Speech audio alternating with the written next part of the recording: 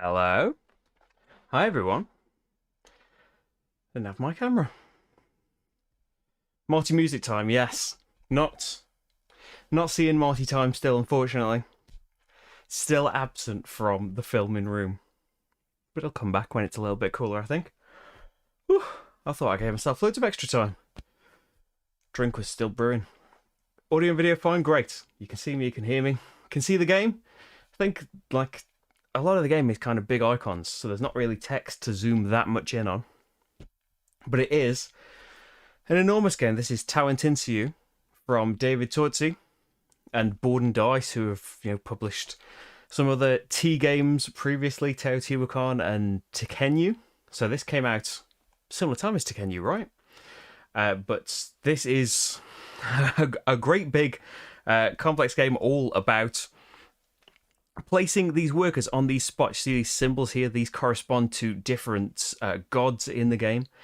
And generally what you'll be doing, there's a lot, of course, extra and a lot of choice that you can do as well, but generally on a turn, you'll be placing one of your workers here out onto the board that corresponds to a god symbol on a card that you've got. And based on the colour of the worker, you'll get some bonuses. Based on if it's next to other workers of the same colour, you'll get more actions. And you get to do actions adjacent to the spot that you've picked.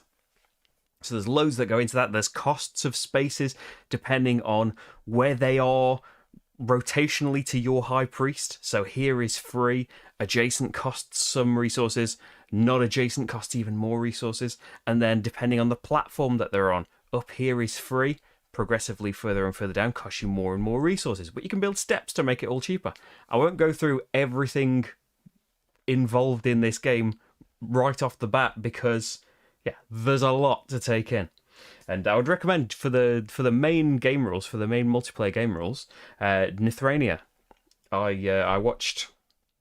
just watched his rules video earlier today as a reminder of the base games rules, because my main experience with this in actual games is multiplayer. So Axamama, hopefully my camera's working properly here. You might see it looks a bit strange. One thing to note is that not Teotihuacan, Tawantinsuyu has been updated. A couple of weeks ago, new rules came out that I don't think they completely overhaul anything. I think they just clarify. They're a lot easier to learn from. And want to make things clearer. So the rules have changed. The player aids have been updated. And on the back of the player aids is the Axamama boards.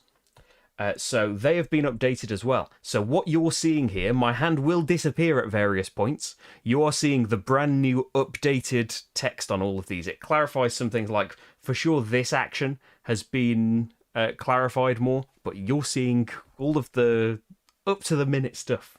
And I anticipate I am going to run out of space immediately. As soon as we start building tapestries and collecting cards and stuff, This is about, with the current setup that I've got and the desk and everything, this is about as far as I can zoom out. But hopefully we'll fit it all in. Hi Anne. Radisson. Love this game. A lot of rules to remember. Yes, a lot of rules to remember. And a lot on the bot as well. It is kind of specified on the sheet itself.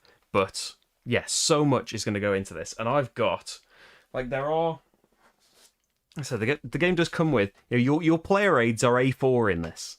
There is a lot to bear in mind. It's not like you're doing very, very complicated turns all the time. As I mentioned, most of the time what you're going to be doing is playing a card, putting a worker in a space corresponding to that card, and doing some actions, some number of actions based on what you picked there. So since I've got it all updated there, I've got my slightly updated player aid on an iPad that will keep turning off. So we've gone through the setup of the game. What that involves for a player is getting 8 of these god cards. 5 of them, you just care about what's on the bottom. You get the benefits from the bottom. And 3 of them you keep, and you're going to be playing, as I mentioned, to be able to take these actions out onto the board. You don't always have to play a god card to take an action out there. You can play a gold instead. Gold is really important in this. Gold is a wild card resource as well. and sometimes you won't be taking the main action of putting workers out onto the main board. Sometimes you'll be choosing to take 2 secondary actions as your main turn instead. But yeah, so that's what I've gone for there. I got some extra resources. You start with 2 stone anyway, but I've got a corn, 2 potatoes, 2 more stone, and a gold. And also I got the opportunity to build, which cost me a couple of resources. But whenever I gain resources from the board, I will gain 1 more and get a point. I thought that was a really good passive building to have there. But there are more available that we might build. They're worth some points at the end. Hopefully that'll do me well. John gets games. I didn't watch his playthrough today, but yeah, John always does amazing playthroughs, and he's got one for Tawantinsuyu as well. It's £33 on Chaos Cards at the moment. Hi Joel, how's it going? Oh yes, and if you're new and stuff, subscribe to the channel and follow on Twitch. There are people on YouTube as well. I'm streaming to 2 places.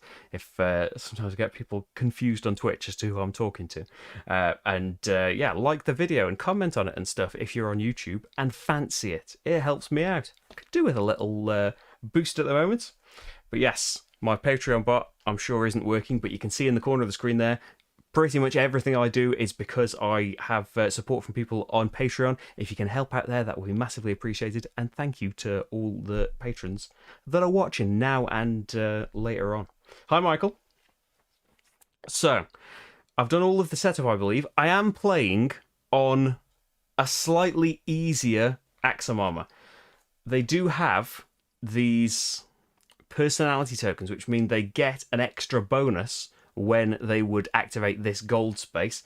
I haven't got them on. It says you can turn those off if you want, a little bit of an easier game, or like for your first games. But yeah, I've left them off for this because I feel like the bot is going to thrash me anyway. Hi Janeway, how's it going? Yeah, Joel is the bot. Yes, Axum Armor is the bot, but I think it's time for a turn. So I go first, and then Axum Armor is going to go.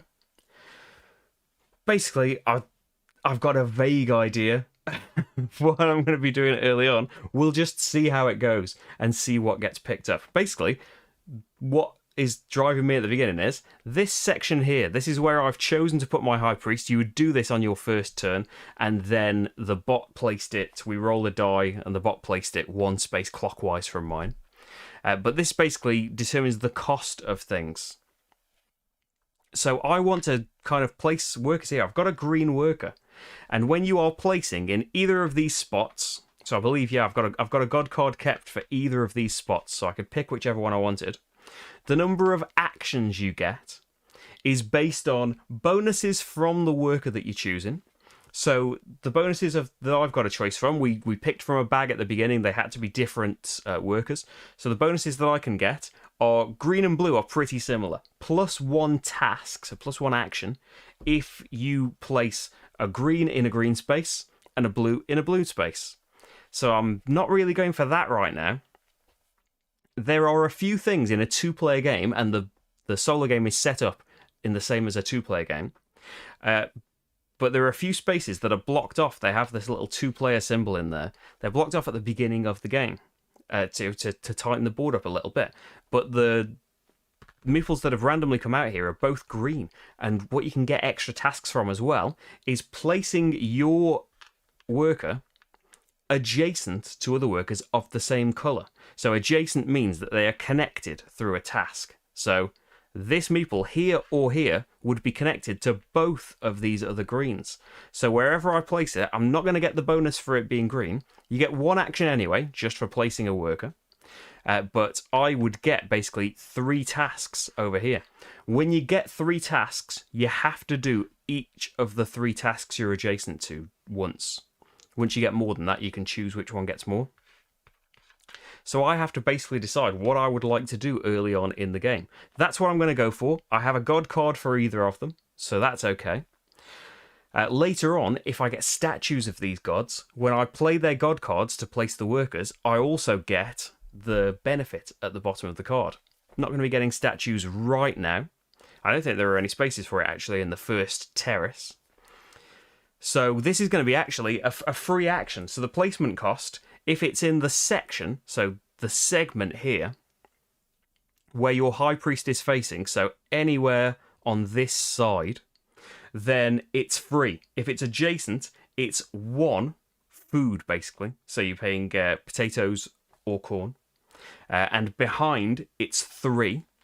And then the terraces, if you want to go down, it's 2 extra and then 5 extra, depending on how far down you're going. That cost is reduced a bit by steps, but if you use other people's steps, you give them points. So I'd like to get some steps built. So my choice basically is, do I want... I'm going to get 3 potatoes and 2 stone either way, and this is going to be free to place. It's in the segment of my High Priest, and it's right on the top. So it's not going to cost me any resources to do this. Do I want to look at 2 army cards and discard 1? We'll see the use of those later. Basically, everything's kind of useful. Or, what I think I am going to go for is some early steps. Because whenever the bot gets a chance to build steps, and they will if they roll a 2, they prioritize putting them in these sections. Basically, to make sure they get points whenever I take advantage of the discount of their steps. So I would like to get some out pretty much as soon as possible. And since my High Priest is here, maybe I want to put them there, but I might move my High Priest at some point soon. Yeah, let's get some steps out. So the actions here. This is just get 3 potatoes. So I get 3 potatoes. Whenever I get resources, I get an extra 1 and a point. So I'm actually getting 4. 1, 2, 3, 4. Check in my rulebook. I'm getting all of these things right. I need to make sure I've got the rulebook up as well, because all of it has to be PDFs. Well, it doesn't have to be, but so it's all updated, all nice. Make sure I'm getting the text of my building properly. Well, if I haven't, I probably wouldn't have bought the building. Whenever you perform the task, collect resources, all apart from gold, get an extra resource of that type and a point. Yes. So I will also get an extra stone. Oh yeah, I need to play this god symbol, because it matches the card that the space that I'm going in, and that goes up into the offer up there. So I get 3 stones, and I get a point each for those resource gatherings. And then building steps costs 3, right? Yes. And so I can build them below, but the person above gets some points. So here, the cost of steps is 3 stones, and you get 2 potatoes and a corn and 4 points, and the owner of the steps above gets 2 points. But I'm going to put them up here. Later on, I could try building steps underneath, and then I would get the benefit. I would have paid I would have built these and got the extra 2 points. So I'm going to pay 3 of my mini stones to pop one of my steps out. Whoops. And yeah, I get 2 more potatoes, so I am fairly well off for action costs here. A corn and 4 points. I think we should leave it there. Hi, Paul.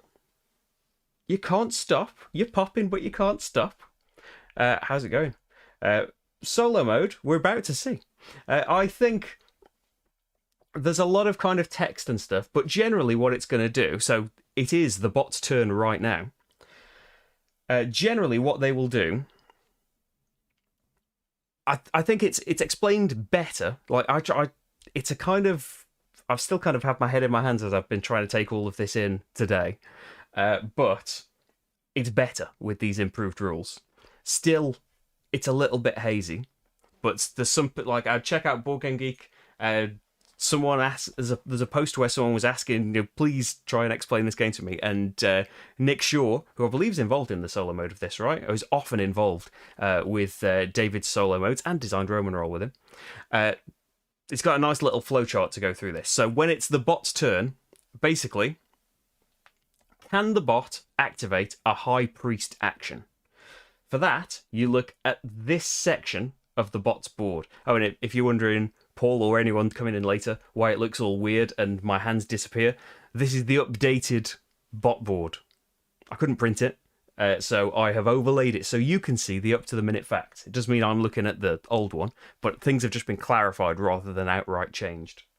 So can it activate a High Priest action 1 or 2 spaces in front of his High Priest? So 1 or 2 spaces in front. Can he do this one or this one? It tells us the conditions on the bot board. So for the corn offering, has it got 4 or more corn? It's got none, so no. And for the production one, has it got 2 face-up production buildings? No. It's unlikely in the... Well, it's impossible, I think, for any of them at the beginning of the game. But you check that first. Can it do one of the 2 High Priest actions in the next space along? If it can, it does them, and it's got certain conditions as to its High Priest actions that you can see up here. If no, it does a worker placement action if it has a worker. If not, it's got a special no worker action section that it does if it hasn't got any workers. But it has got workers. So it uses its oldest worker. At the very start of the game, just pick one. It doesn't matter. When the bot gains meeples, it cares. It gets a reward that you can see here based on the colour of the meeple that it gained. But as for using them, doesn't care really. It doesn't particularly care where they go in terms of adjacency and stuff like we do. It is going to get to do some things based on the roll of a die. So I'm going to have to try and roll it in a really specific place so that you can see it. It doesn't get covered up. So we want a number between 1 and 4, basically. And what's going to happen is the bot's meeple is going to go onto the space corresponding to this god. We're going to try and find a space for it to go on. And anything with the number 4 on it will get actioned on the player board here. So for a 4, that's only one thing, but it kind of simulates, you know, players won't always get to do loads of actions like I just did. My next placement might just be getting me one thing. So, yeah. I'll put all of that stuff up there. Oh, I can. What I haven't done at the end of my turn that I might want to do is gain a worker from the village. I can either gain this blue worker or this white worker. This one at the bottom costs me a corn. This one at the top costs me a potato. So the abilities, the priest here, the white meeple, lets me take god cards from the deck, which is good for keeping them up. And I can pay a potato to gain an extra task. That's attractive. And I could maybe put it adjacent to this white one. I've got that card. Or blue would be extra task when placed on a blue space. I think I would pay a potato, since I've got loads of them, to grab a priest. But yeah, they're going to get more meeples. They're going to get in my way and all sorts of stuff. So they've rolled a 4. Check I'm doing all of the bot things because I don't want to miss a step. So they're not doing a high priest action. Skip all of this table stuff. They're doing a thing. They find a space on the main board. So it doesn't matter which bot they're using just yet. They find a space on the main board that matches that god symbol. So if there are several, they will go for the cheapest thing. They don't actually pay these costs, but in terms of working out where they'd go. So the matching symbol in the section with the priest is this one.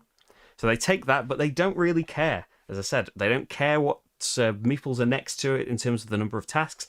They don't care which tasks are next to it. For multiple spaces, they go through all these things. Then it performs all the actions under those tokens on the player board. So in this case, all it's going to get to do is build a building here. So we can see it's going to build a building. Is that then produce? Oh, build a building and produce. Oh, build a production building, yeah. So build a random building of the required type for a stone or a gold.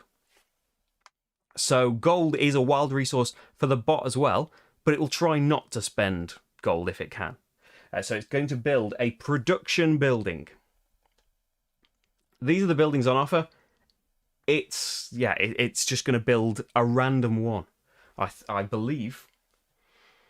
Just check that. Yeah, if they have at least 1 stone or 1 gold, they pay the stone, so that's their stone getting paid, to build a random building of the type specified. So we'll just say odds, evens. Evens, they build this production building, which is going to get them more taters. And yeah, that's all of their actions on there, isn't it? So we need to top up the display towards the end of their turn. So yep. They've done that. And then we need to move all of the tokens that just got activated, need to move that many spaces along the loop. See, there are 3 different loops here.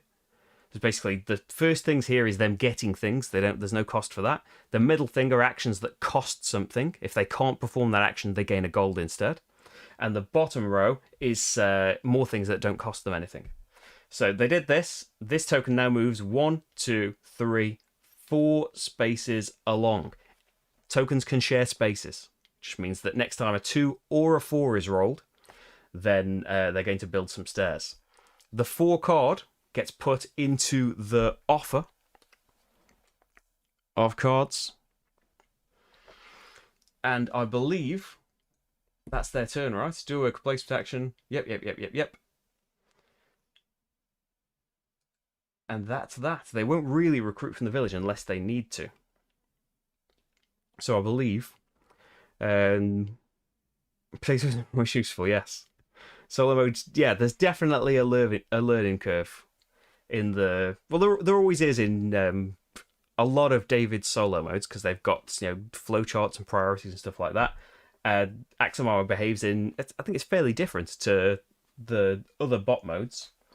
But yeah, you've got some measure of control over what they do. You kind of control the pace of the game, because they'll only take from the village if they perform that particular action on that. See over here, that's when they'll take from the village, and that's kind of the pace of the game.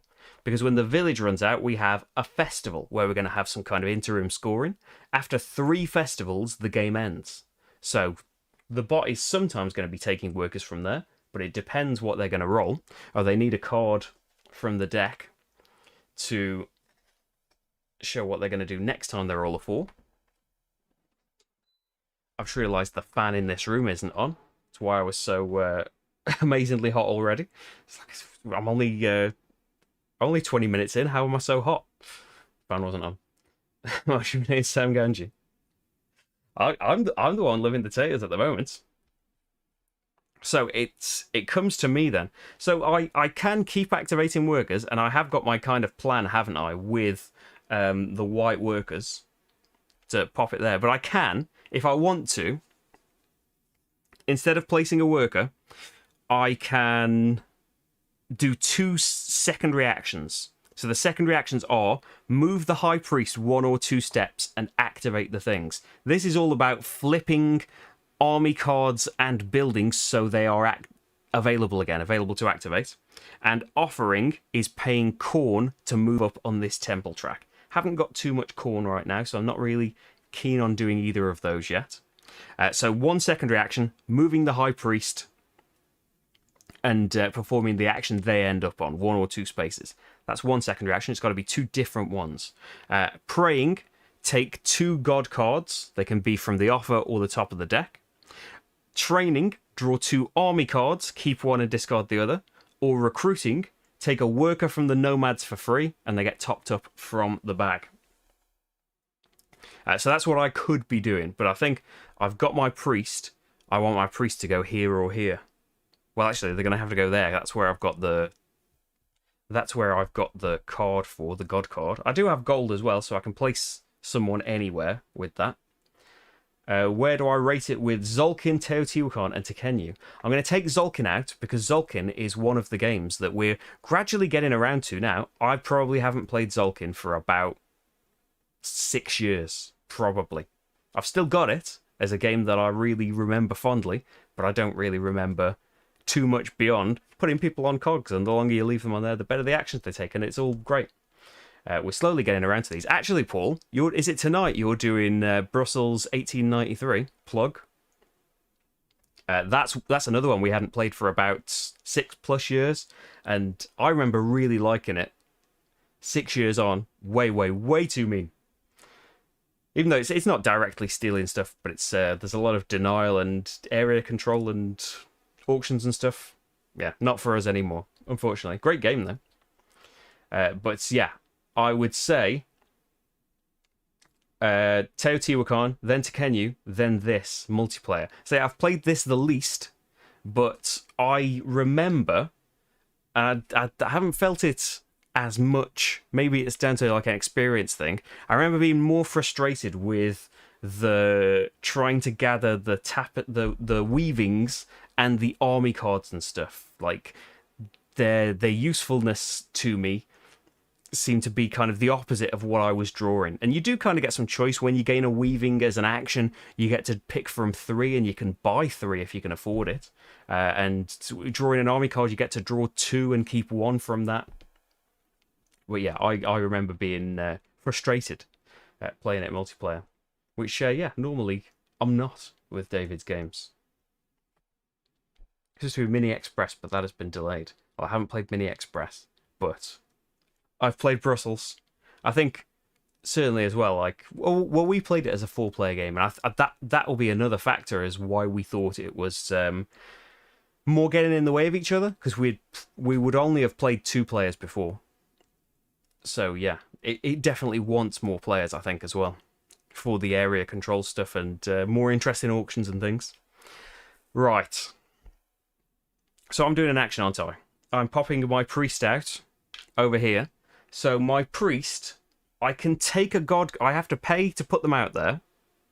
So that's the god card that I can pay for that. And they keep going into the offer. The offer is now full. The offer is 1 more than the number of players. So when another card is added to that, it will get completely cleared, and just the new card will be put in there. So I can gain a god card from here. I have a blue that I'm not really excited about putting anywhere right now. I can buy... Oh, I could buy another green and pop it like there and get a load of stuff. Can I buy... I can gain that symbol, but I have already got that symbol. Maybe I would like something different. I'm going to take from the top of the deck. But also, I can pay a potato to get an extra task. So at the moment, I have 1 task just replacing the worker and 2 more adjacency actions again. So I've got 3 tasks. But I might as well. My extra task could just be gaining more potatoes. So I will definitely pay a potato to get an extra task. Hey, Pig Bob Man. Played Teotihuacan last night. Brilliant game, but prefer Zolkin. More friendly.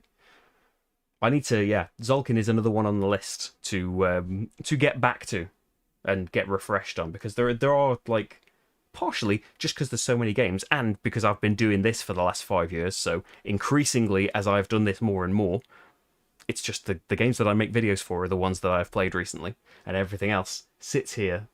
And some memories are stronger than others. But yeah, the one kind of jumping to the top of the list at the moment, and it's been put in the bag a couple of times in the last few months, but hasn't made it to the table. But now I've got Grand Austria Hotel. The expansion has arrived from my Kickstarter backerage, so I'm really looking forward to playing that tomorrow. And played Teotihuacan, Tekenyu, and Zolkin. Yet to be able to decide which you like more. Yeah, Tekenyu is a really great one as well. I think I just really like the massive rundown-ness of Teotihuacan. I'd like to play. I don't think I've played it with any of the expansions yet. I think we got a demo of it with one of the expansions, but I haven't got them. You've got secret stories, Paul, about Zolkin. There we go. Oh yeah, we're always going down the pub and getting hammered. Yeah, it just came completely out of the blue. I have been kind of, no offense, Tawantinsuyu, and I did Nations last night. I really love Nations, but yeah, as soon as I think it came on Tuesday, and straight away I was like, oh, I wish this had come just before I did the schedule. It would have just been Grand Austria Hotel all week. But hey, yes, I'm placing here, aren't I? I'm getting 4 actions because I paid that potato. So I have to do each of the actions once. So get 3 potatoes, except I get 4.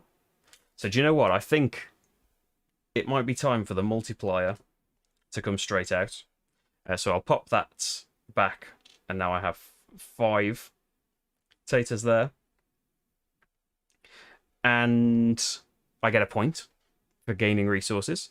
Army cards, I take 2 and keep 1. So army cards, there are going to be times when, and it's to do with a High Priest secondary action, Conquest over here, that I'm already on, sadly, so it'll be kind of the last thing I get to do. You can spend these army cards to basically get spots in these cities over here, whether that's getting more god cards, getting more resources, getting points. You want loads of people on your cards, because you either need to flip cards with a certain number of soldiers on them, or you need to discard cards with that number of soldiers on them. You know, the better spaces need you to flip and discard more and more people. So cards with more people on are kind of inherently more valuable, and I think that was kind of multiplayer anyway. Yeah, it was frustrating that sometimes it would randomly be a 2-soldier card that comes with a gold, which is, you know, really, really useful for you to be able to do more things. But I suppose a point probably is more useful in final scoring results, but maybe the thing you did with the gold could have been way better. So yeah, I can be thinking of, what do I want? I want more people so I can get a better space if I do this conquest action in the future. But also, on your turn, you can discard these cards, not even bother with that action, just to get the resource that's at the bottom. So I could discard this card for a gold, or this one for a point at any time. I'll tell you now, I'm going for the gold one. So I've got 2 workers under there. See how the table space is running out already? And then build a building. So I can either build a passive building, and these passive buildings are, so that's whenever there's a festival, there's going to be 3 festivals. Let me just check my building reference to make sure I'm not telling tales out of school. So it's whenever there is a festival, I get those resources, right? That is number 10. Yes, at the start of each festival, 2 potatoes, 1 stone, 1 corn. And this is when anyone takes the High Priest offering action, I can grab a weaving. The one on the top, or the one that's directly underneath that we can't see. I could afford either of those, or I could get production buildings that will activate when people produce, me or someone else. You know, there's production actions here, there's production actions out here that let you activate one of your production things. And I could get some stone and some potatoes. And I'm kind of thinking, you know, if the bot gets 1 more building, I suppose he's a way off getting a building. It's not going to happen anytime soon. Just thinking if he activates that, it would be nice to piggyback off it. I think I've got a lot of potatoes. I've got a decent amount of stone. I'm going to go for that production building. I'm going to go 2 stone, 2 potatoes. And I'm going to build myself a production building that, yeah, just about, my head's just about not in the way of that. And I could build something else, because now I can pick one of those actions again. So I'm not going to be conquesting anytime soon. There's not going to be a festival anytime soon. I want the green worker, so that's going to cost me potatoes. So do I want more potatoes? It's 4 potatoes and a point. Or I could grab myself more army cards, get ready for that when it comes around. Or I could afford that other production building, and then if I did produce, I would be able to activate all of that and get loads of stones and potatoes. Yeah, let's do building one more time. So for a potato and a stone, I'm going to build the other building. So let's pop these on this side. And that's my 4 tasks. So the production buildings can refill now. End of my turn. Yeah, I put my god card up there. I can buy new from the village, which I do want to do, because I would like a green. So that's going to cost me a potato, because it's at the top. I'm not discarding my army card for a resource or anything, so I think that is it. So it's time for Axum Armor to do something. Am I going to the Board Games Expo? No. I wasn't going anyway. when they had all of the extra things. I don't know the ins and outs of running a big convention, but definitely wouldn't be going with no restrictions. I know they advise, it might be a good idea to wear a mask. I think you should wear a mask. Like Essen are doing pretty big restrictions, right? But yeah, I'm not going because they announced that. I wasn't really comfortable going before, and kind of like it's going to be a smaller thing, and a lot of the things that I like about it weren't going to be there.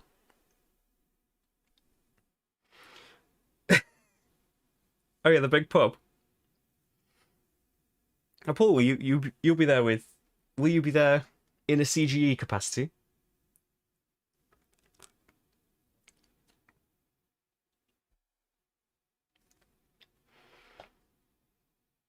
Well, come on, Expo.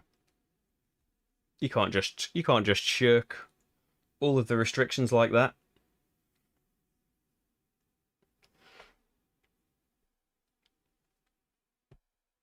Right, Axamama. What are you doing? You're rolling a die, aren't you?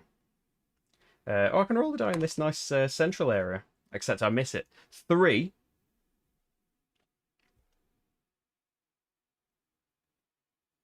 So they're going to place a worker in this symbol.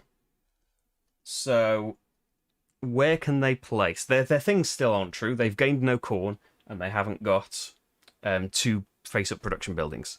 So there's nowhere in the cheapest place for them. Let me just get the little... Well, it's not a flowchart, it's a load of text. But just make sure I'm following that text properly. So they want... So before the first festival, they're prioritising here. So they will prioritise the space with the lowest combined descending and roaming cost. So the descending cost for here is 2 minus 2. So they would go there, right? Which suits me because otherwise they would choose randomly between these 2 spots because they cost 1 each. Because of the steps, that's free. And when you use steps, you give the person that owns them a point, unless they're your steps. So he doesn't get anything in that way. He just gets the discount. So great. He's going there. He's not taking my precious space. No longer doing that for CGE. Long story. You may well have... I can't remember if we spoke about it at last Essen, because that was a world away.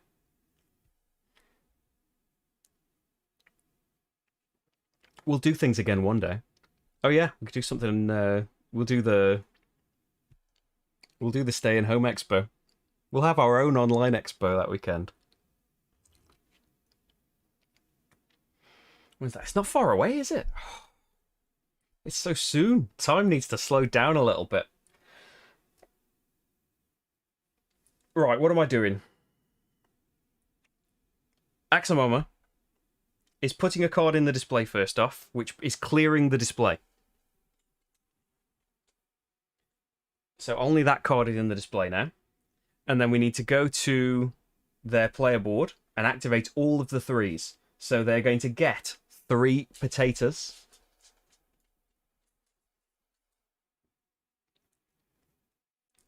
One, two, three. And then nothing there.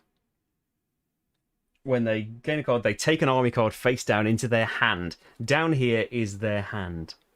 So that's what they get there. And then I need to move 1, 2, 3. 1, 2, 3. So then a 2 or a 3 is gain some new workers. And they're going to have to gain some workers next time anyway, because they don't have none. Okay. It's not gained any corn or anything like that. There's a bar in your Discord server. I haven't put a bar in mine yet. It's the bar space has been taken up by the pet zone, which I'm embarrassed wasn't my suggestion. That should have been first on my list. The pet picture zone. You got no Watsits? You've got Walker's Max. Why don't they? Why are they selling all these great big bags of Walker's Max? They got KFC Walker's Max. How's that possible? But why don't they make salt and vinegar ones outside service stations? What's going on, everybody? And why don't they make salt and vinegar Space Invaders anymore? This is very specific stuff, but these are grievances I've got. Right. He's finished. He hasn't recruited anyone yet, so it's down to me again. And I'm just putting a green worker there. But or I could. So if I put a green worker there, this is loads of adjacencies.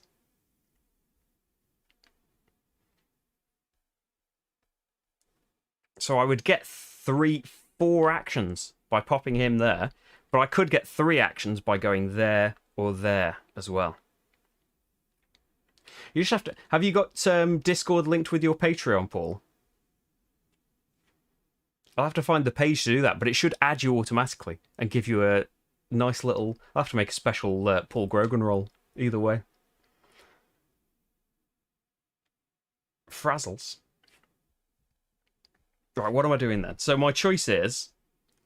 I'm getting stone and potatoes no matter what. Would I like to build some more steps? If I'm getting stone, I can build more steps. And take advantage while the step actions are available. Oh, I never paid... Like, that's not where my priest is, so I would have needed to pay a potato, which I could afford. I got loads of potatoes to take that action last time, just as an aside. So I'm going to be popping my green. Yeah, rather than a building, I want to do some steps. So I'm going to go... So this is only 3 actions, isn't it? It's just 1 of each. Or come in here, I could start building up loads of army cards and stuff and just not build the steps yet. No, I'm going to build steps. But I could go there with a blue worker next time and build steps, but I don't have the god card.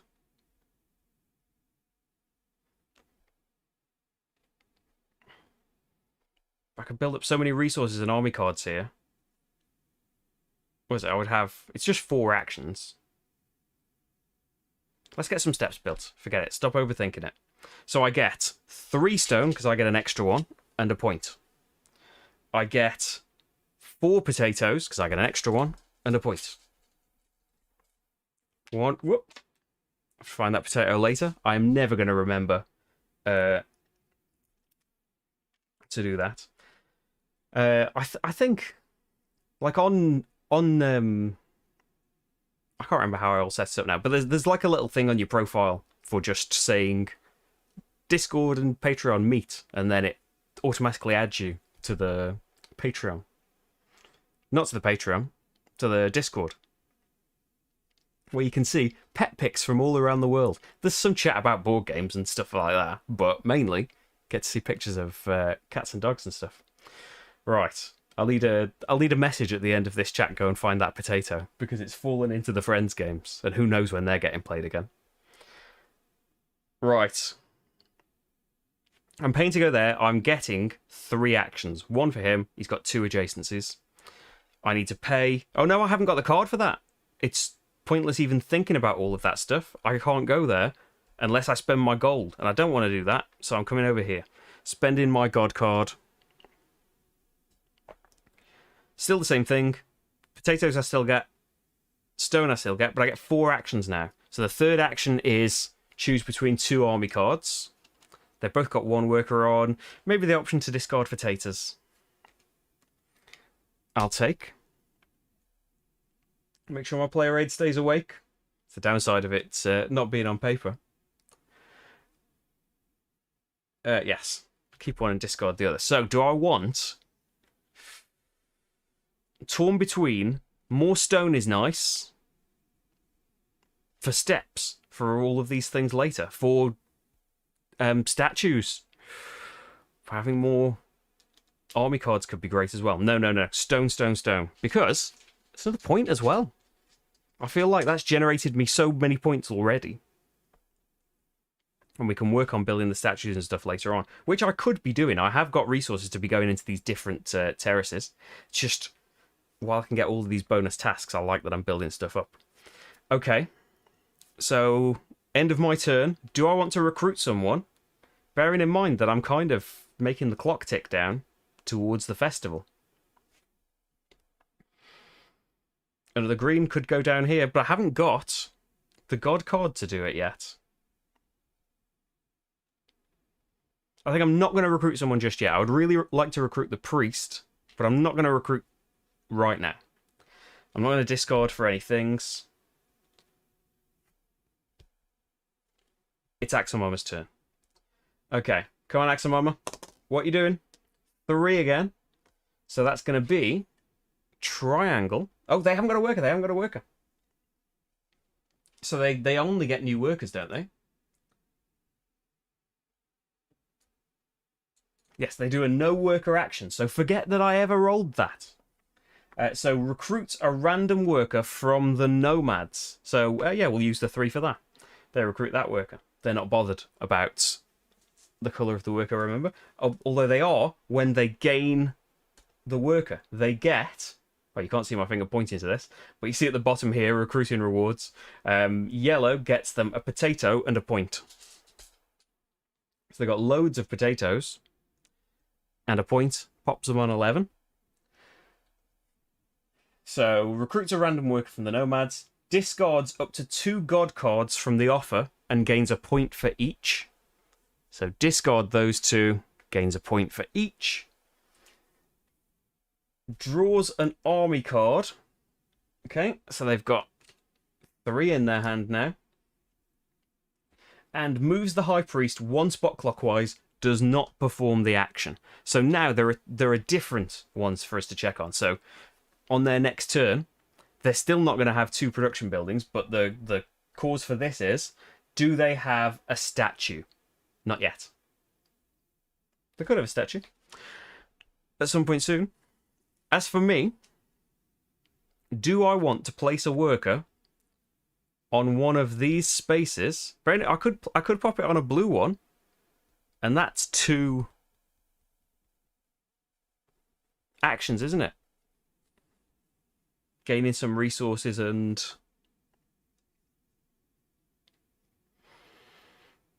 That doesn't let me build a statue, though. I would like to build a statue.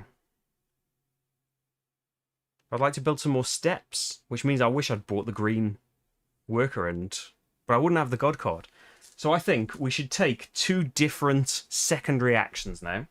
First one is going to be praying. So there's no offer, so these 2 are going to have to come from the top of the deck.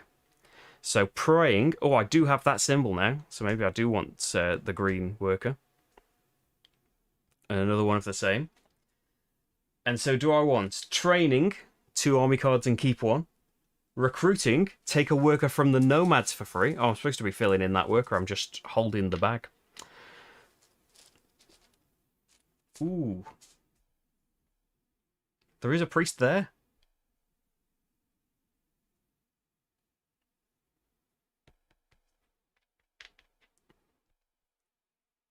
Or I could move the high priest.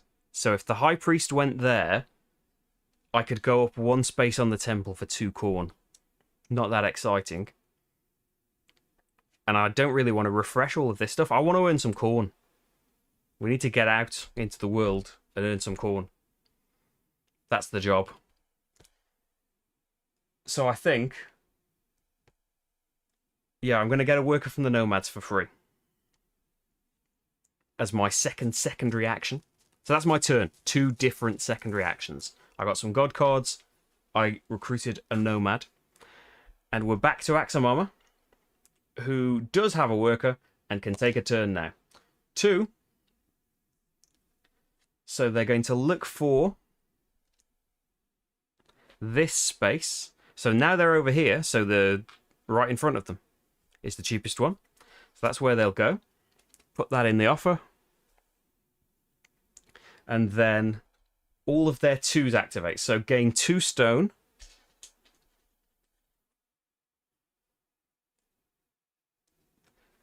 Then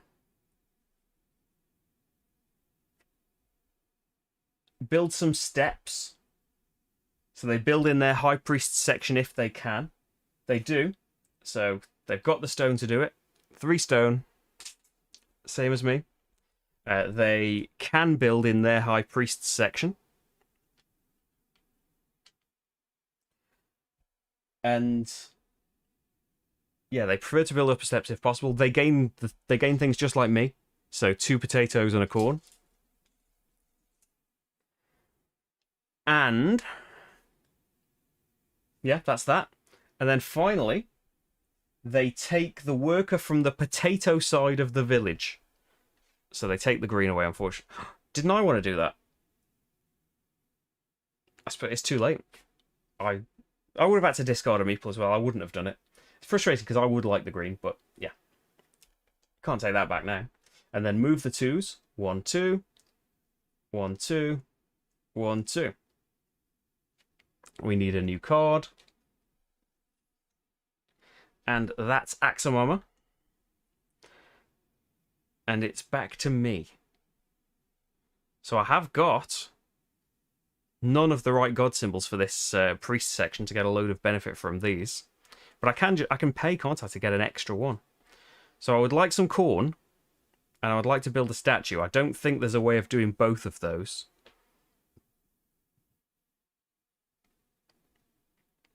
So statues. I'd like to build 2 statues, but I'm not going to be able to do that. So where can I go for these 2 god symbols to try and build statues? There would be best with a green. I don't want to go all the way to the bottom. Preferably, I would like to go, oh, here. I don't have either of those symbols, unfortunately. I could pay my gold to go in one of these.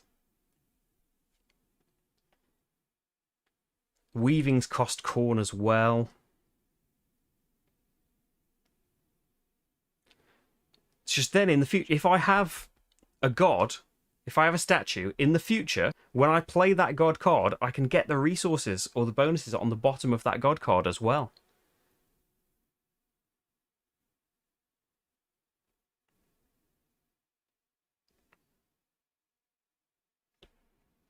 Yeah, I'm going to play my white meeple down here. So free, because it's still in my high priest zone, and I've got my steps negating the 2 cost here. So I'm paying my gold instead of a god card, which might be a waste. And I am paying a potato to get an extra action. Oh, and the other priest thing is I can get a card from the offer or from... Ooh. I want this card? Do I? I think I do, you know.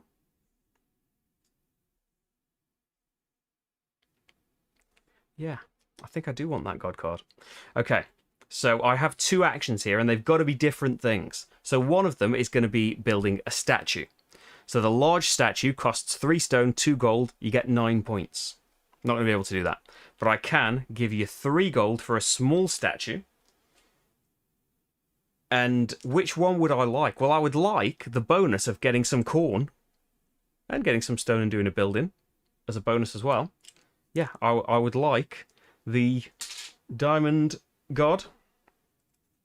So I'll grab that statue into my increasingly cramped player area. Yeah, it's like there are a lot of variables because the bot is going to do one of 4 things.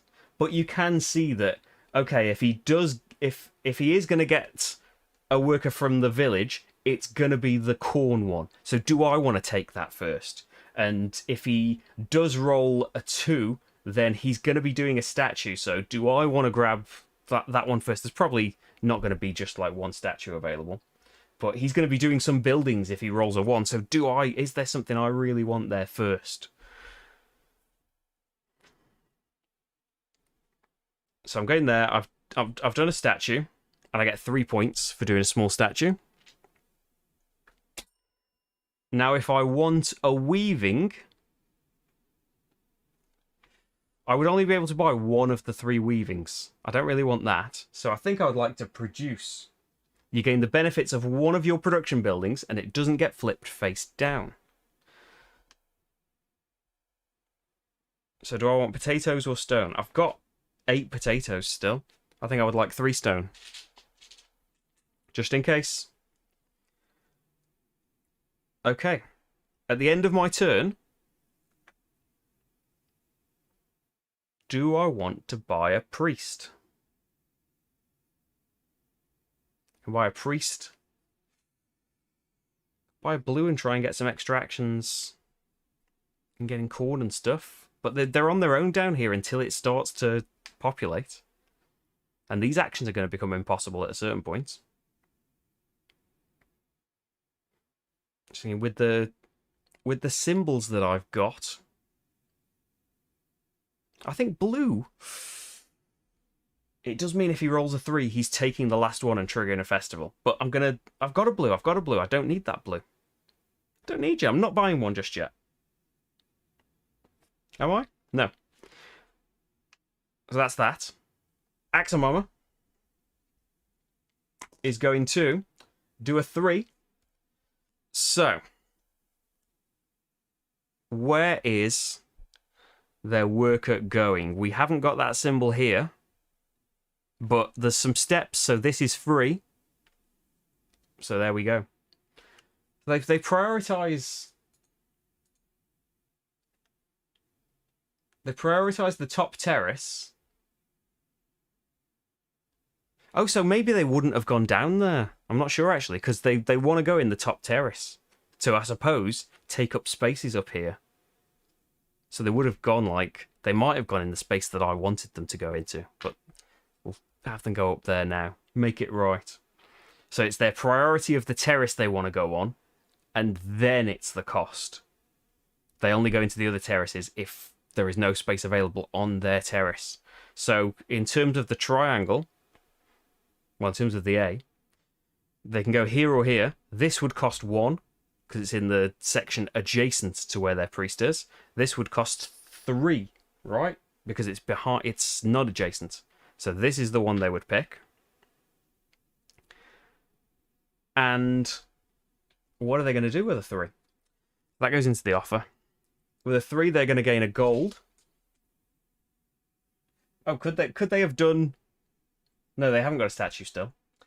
They couldn't have done a high priest action. 3, and they gain the corn meeple, which is a blue. And when they gain...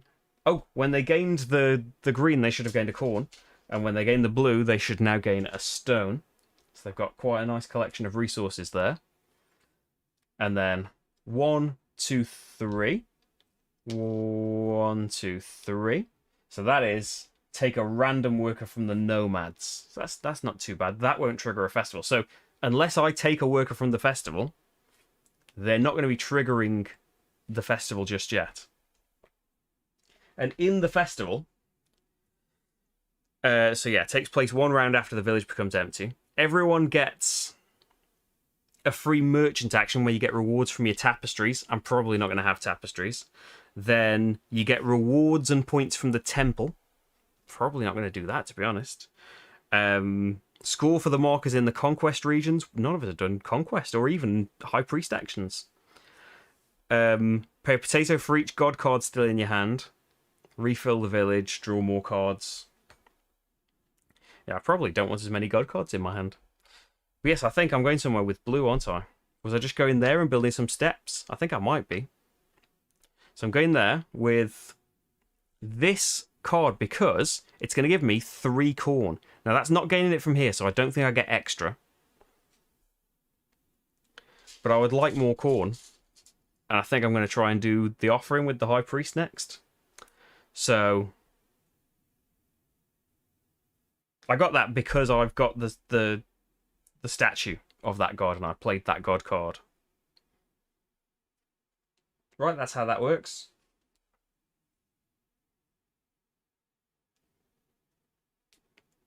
But you want to give up the statues to get bonuses later. Right. And now I'm going here and I've got 2 actions because he's been placed on a blue space. So 1 action for him plus 1 action because he's blue on a blue space and that's the blue's bonus. So I've got a lot of stone right now. I've got a lot of potatoes. But I've got to pick 2 different things. So one is gain steps. So I'm going to build some more steps. So it's 3...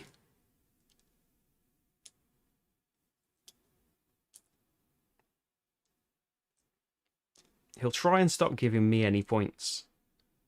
Just wondering... Yeah, my priest's probably going to move a couple of spaces down to here.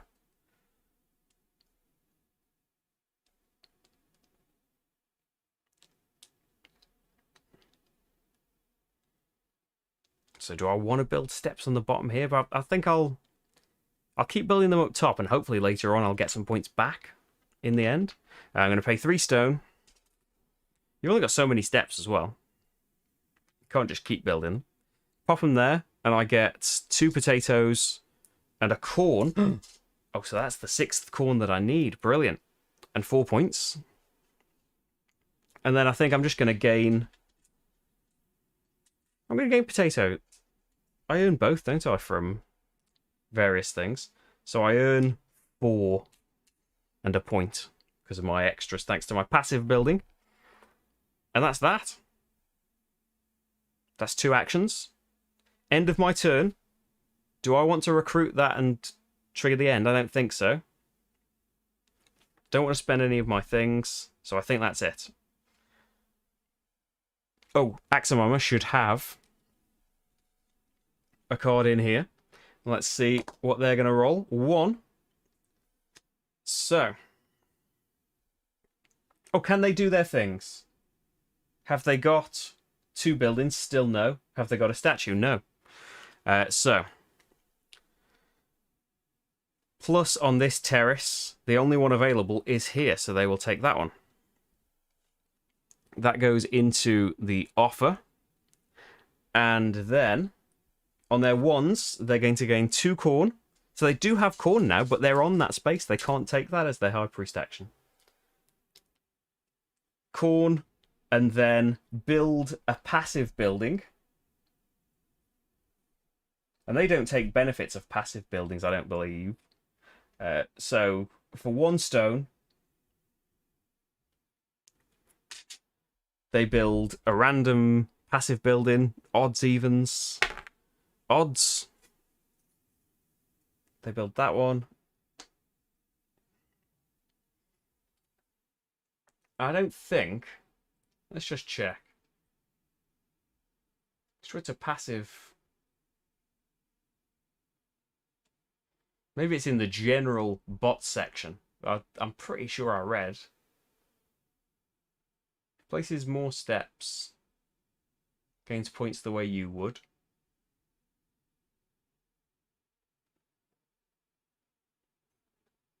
Yeah, I don't think that he activates... Yeah, he ignores all passive buildings. Just did a little search and there it is. So, 1, 2, 3.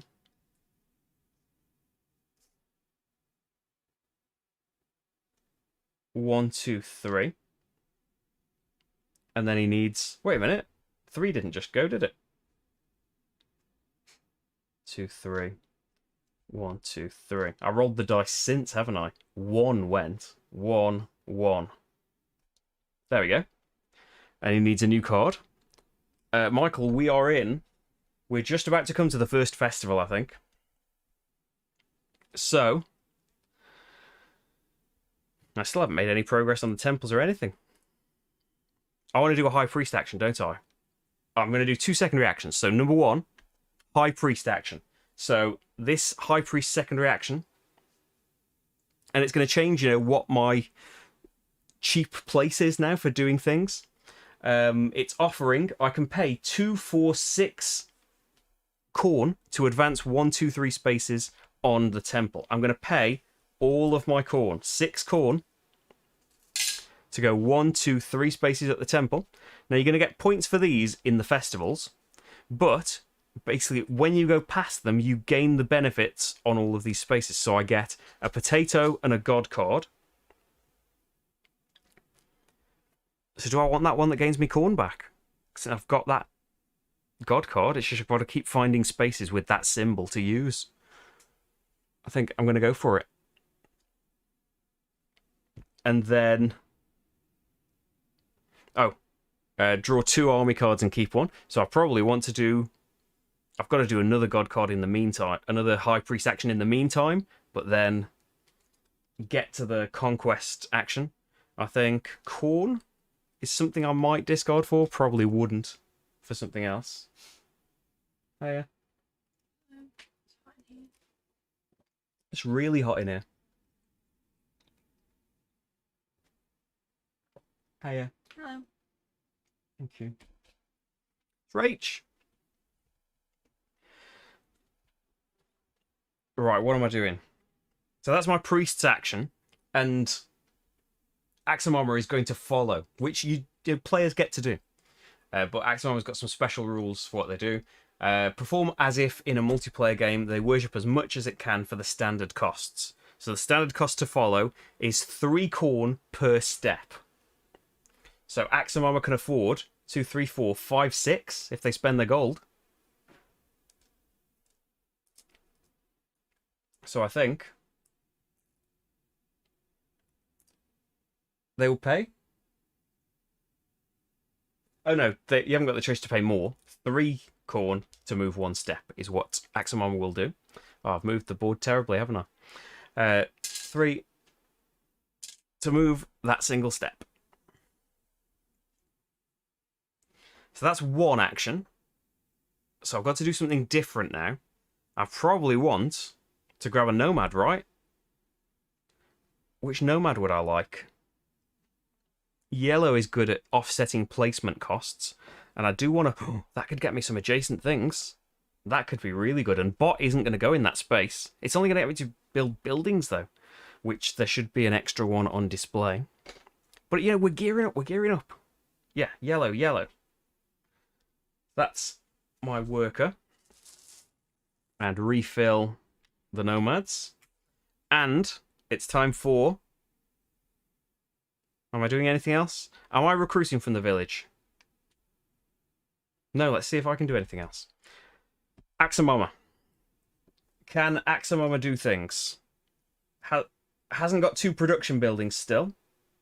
Hasn't got a statue. No. Doesn't have a worker, though. So, recruits a random worker from the nomads. That is going to be 3. When it gains a red, it gains an army card. It's going to do a big army action when it finally gets its high priest there. Which it will be able to next time. Yeah. So, discard up to 2 god cards from the offer. And get a point for each. Draws an army card. It's got even more. And moves its high priest, ignoring the action for now. So that was Axamama's action. I am putting a yellow there, I think I'd decided. So that's going to cost me the god card. And I want to get some corn back. 3 corn, please. Because I've got that statue still. It's done me well. 3 corn. It would normally cost me 1. Because it's adjacent to where my priest is. But yellow, or couriers, decrease placement cost by 1. Gain a task if this is the first worker in that segment. It's not. But I could place it somewhere else. No, I'm just going to pop it there for now. So that's going to be 1, 2, 3 tasks. So 1 of each. So potatoes, stone. So 4 potatoes, 3 stone,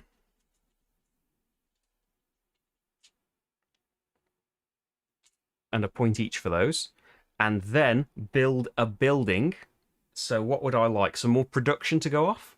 Or, so that's when I gain a... When I gain a weaving, right? Z8. Whenever you trigger a purchase weavings task, draw 5 and discard 2 before normally. Normally you just get 3 and you can buy from those. When someone does an offering, you can get a weaving. It's a bit late because I've just done the offering. Or just get some production. I think being able to produce gold would be nice. Being able to produce some more corn is nice as well. But gold is wild. Yeah, gold. So that's going to be a potato and 2 stone. To pop that in there. I've got 3 production buildings now. Yeah, it would be nice if the symbols had some names. The cities have names, which I can't remember, but I've made a note of their initials because it might be important. But yeah, and the 1 and 3 can be on. Yeah, the Axomama's tokens can be on the same spot, and they don't skip over each other. You count those spaces where there are things. They've got this faded section as space for extra things. So if I don't buy, I'm going to have to do a second reaction, which wouldn't be too bad. I wouldn't mind producing. I can kind of spin Axomama along. I'm not going to buy that worker. Let's see what they're doing on their turn. 2. So let's take their worker.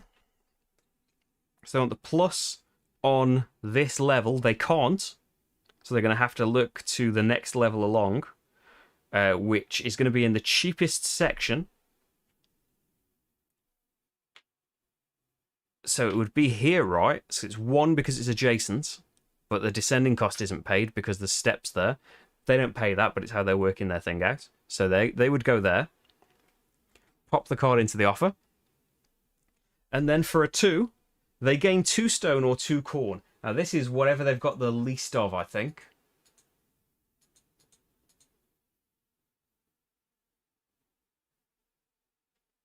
Let me just skip to that section. Be a lot easier flicking through.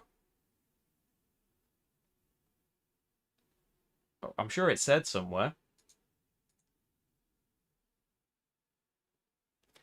Oh, and whenever they get 5 potatoes, I'm forgetting this. Whenever they get 5 potatoes, because they don't spend potatoes, whenever they get 5 potatoes, they get rid of them and score 5 points. So they're not as behind as you might think. Yeah, they haven't got statues, so we don't have to worry about that. They haven't gained god cards.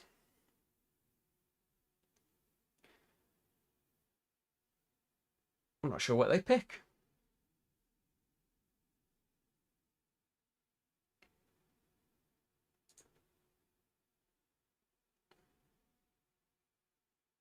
I thought I had seen in the rules.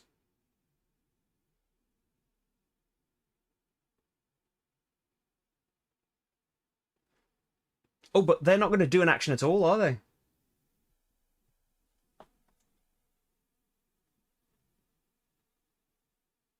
Oh, they've got no available soldiers, though. Have they?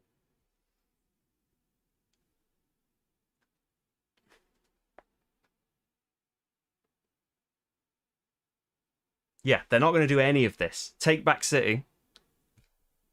I don't think I've done anything. Yeah, I'm still dithering over what they're going to do with their first resource action, aren't I? They're not going to do that because they have met the condition of their High Priest activation, which is, for conquest, more available soldiers than number of casualties of war. Available soldiers are face-up soldiers we can see, and consider these to be 1 each, because they will be at least 1 soldier. Casualties of war is here, built up when people do conquest actions, which I haven't. So they're going to do their High Priest. They're going to rotate to conquest and not put a worker out. They're going to do a High Priest action instead. So let me...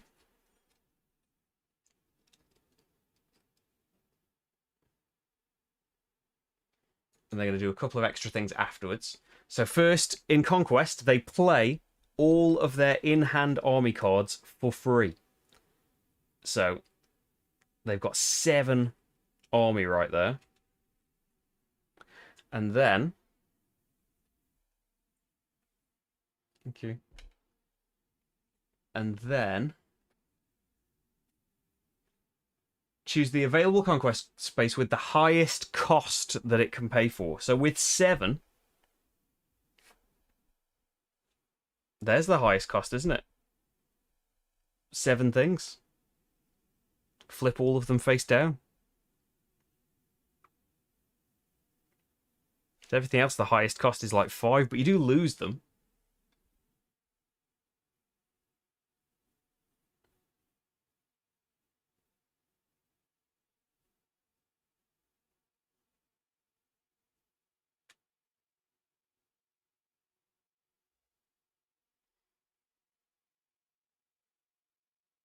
Yeah, so for its first card, it will choose this space, I believe. And the benefit is 2 statues. So I think it just randomly gains the statues.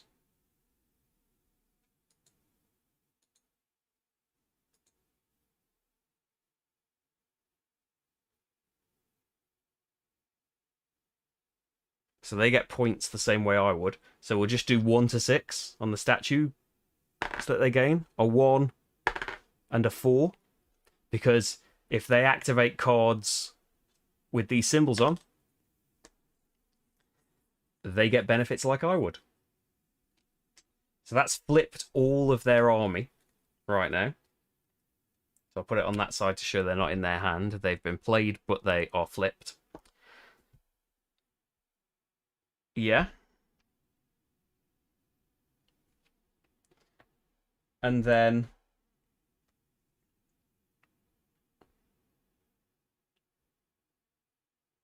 so they do that. Oh, drop the iPad's a good idea. I can play these cards for a potato each. So I would have something to do.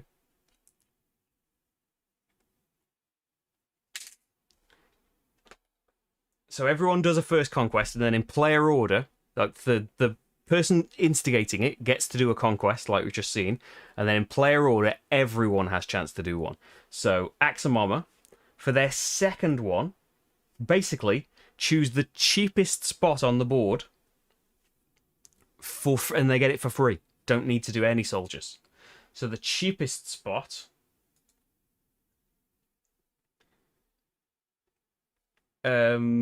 Spaces with discards, the skulls, are more costly. So they would go for a 1 flip space. So their priority is, you can see it on their board there. So they prefer to place in an empty region. So that would be the top 2. A region it can take over from you, because majorities matter. A region it doesn't have more than 3 pieces in. A random region. Well, has that changed to be random now? It used to be that they would have priorities. Yes, now it's random with a die. I'm looking at the old version I've got in front of me. So, odds, evens. Evens. So they get that, which is going to be 2 lovely points for them. So yeah, I need to conquest somewhere, and I want...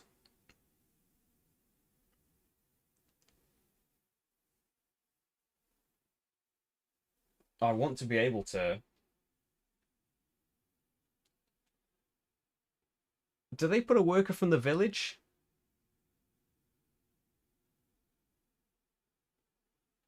Like, if I do this action, if I had instigated this, you would put a worker from the village over here. I assume bot still does that. It doesn't say, but I assume they do.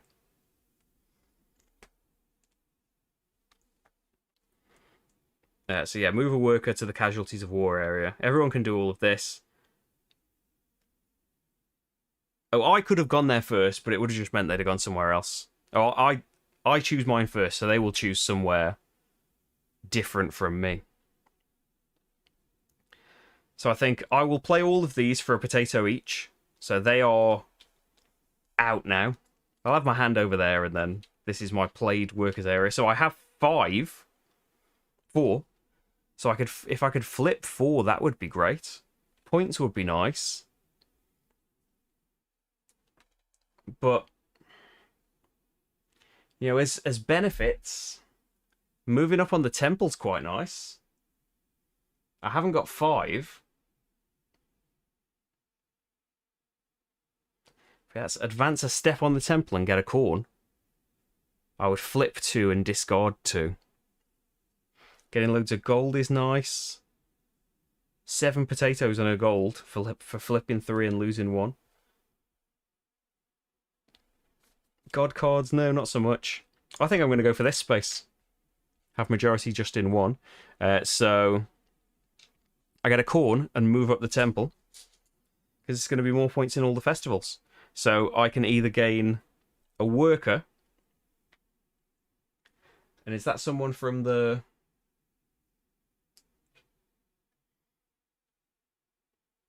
From the nomads, yes. So the nomads should be filled up.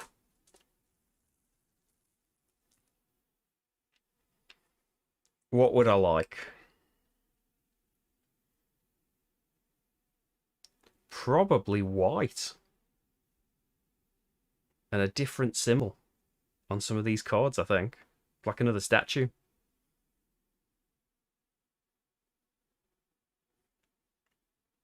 Yeah, out of these, if I'm going to be branching out, or maybe blue there, and get an extra one. Let's go for white, because then I can get extra actions just by paying and get extra god cards. We go for white, because I did that conquest up there and moved up the temple. I could have just had a stone. I've still got 5 stone. And so I need to... I will flip the 2 cost and discard the 2 individuals. And that is it for conquesting. When they do their High Priest action, they draw an army card afterwards in their hand and discard up to 2 from the central offer, and they don't gain points for this. There we go. So now it's back to me. Oh, but the village is empty. A festival has been triggered.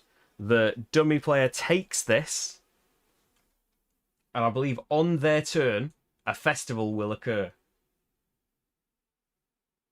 Active player takes it and immediately receives a point for the first festival. And then at the beginning of their next turn, we have the festival when we score all these things. So tapestries kick off and all of that. So what would I like to do? I could do secondary actions again. I could give up. I could trigger this High Priest action.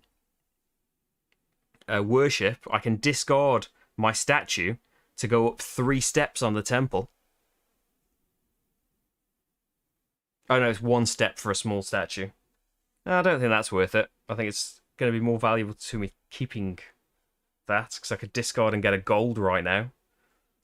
Or a point and a stone and a potato. Gold's probably more useful. So it's got to be this. So I could pop it there, and that's still 1, 2, and pay a potato for that to be 3 actions there. Or I could just do 2 actions somewhere else, and maybe... Yeah, I've got the stones to get... Oh, I haven't got the statue for that, have I? Just got to think about where my priest is for getting discounts, because this is looking behind the priest. There is one here, get a statue, but that would cost me, in corn or potatoes, 1 for not being adjacent, and then 5 for being on the bottom. So 6 minus 2 because of the stair. So that cost me 4 potatoes to get down there. And then an extra 1 so I can have an extra task. I think that's not too bad. So 5 potatoes getting paid there. I get a god card. There is no offer, so it's going to be up there. I would have to pay... Oh yeah, I was looking for that symbol to pay, wasn't I? Because that's the god card that I've got.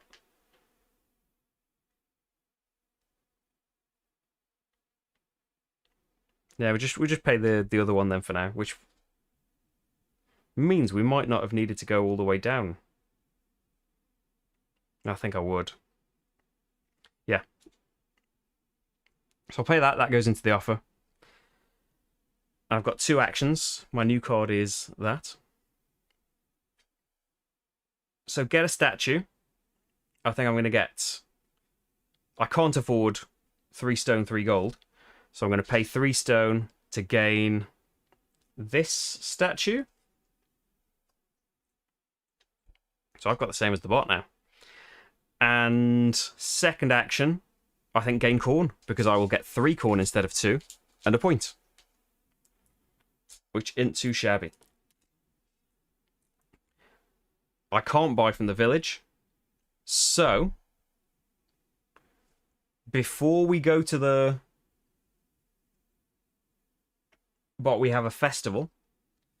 So, free merchant action. This basically gives you bonuses from matching up your tapestries. You can get more tapestry pieces. They have to be different patterns in the same tapestry, but if you match symbols, then when merchant actions are triggered, like down here, or one for free each festival, then you get those bonuses. But I haven't gone for tapestries. The Axamama gains a point per weaving instead. They've just got their starting one still, so 1 point. Then Axamama doesn't pay for their god cards. For a free merchant action, gain rewards and points from the temple. So Axamama gets a point, no reward. I get 4 points and a stone or a worker again. I still haven't got a worker. Nomads should always be full. So I think, what would I like? So I do have that plus now. Not really great for going adjacent to things. Well, I do have that, and there are a couple of blues out there. Yeah, let's go for blue. That's my bonus from the temple again. Then, gain rewards on that. Score points for most markers in a conquest region equal to the number of casualties of war. So I have the majority here. There is 1 casualty of war, 1 point. Same for the bot in these 2 regions, 1 point each. Pay a potato for each card in hand. That's 3 potatoes, so I'm back down to 2 potatoes. I better sort that out. But I could produce. And then refill the village with workers. 1, 2, 3, 4, 5. And then draw cards. So I am the first player. Oh, instead of drawing cards, the bot scores points if it has fewer points than me. We should get to the check in the festival section. Festival, they skip the draw step and get 2 points if they're behind you on the score track. Okay. I get to draw 1 card and I can discard up to 3 for their bonuses. I do have the god of that statue, so I would get the bonuses of that anyway. So maybe I want to discard this one for its bonus. Should have another production building out there. Oh, and I would get that. Corn. Yes, yes, yes. I'll discard this one for its resources. Get a corn and do a building. I'll do this building for corn, potato, stone. And this is going to be great when production happens. Remove remaining buildings from the market and refill the market. Let's get a bit of a refresh there.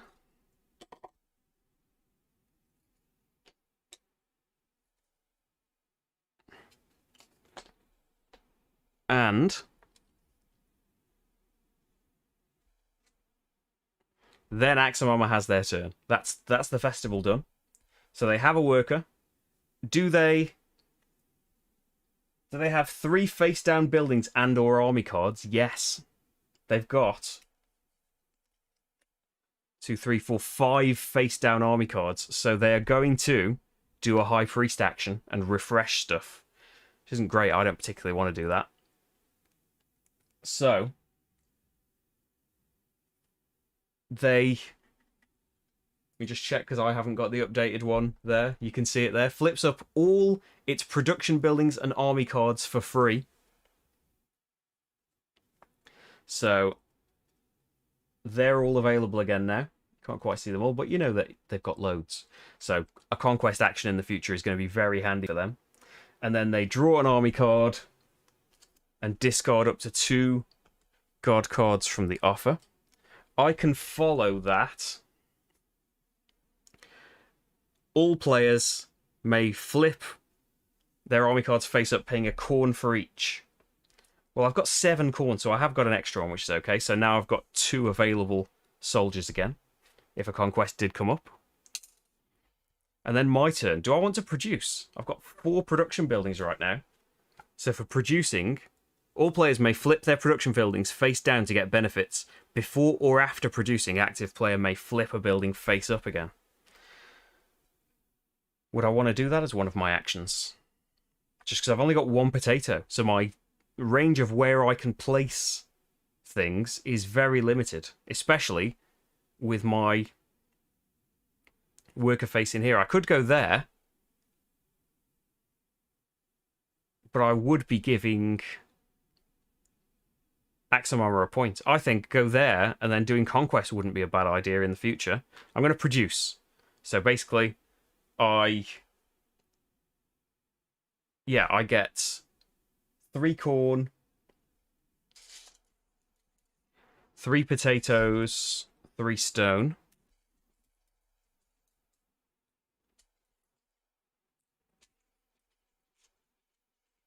Three stone, and a gold, and 2 points.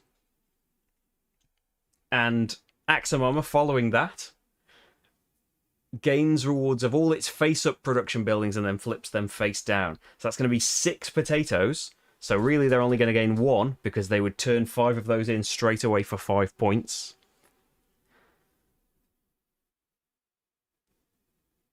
They would have done that soon anyway. And then a stone and a corn.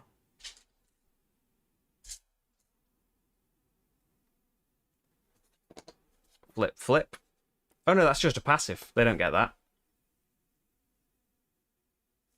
So 2 fewer taters, 1 fewer corn, 1 fewer stone. They still had enough to trade in 4 points. So they won't trigger that because they've only got 1 production building, haven't they? The other one's passive. So that's my first secondary action. Do I want another worker? Some more? I think army cards, in case that happens again, because the bot is really going to go for it. Not bad. I'll go for double soldiers, so my hand is over here. That's the one in my hand rather than out. And that's my turn. Oh, do I want to buy anyone? I don't have the right god cards, really.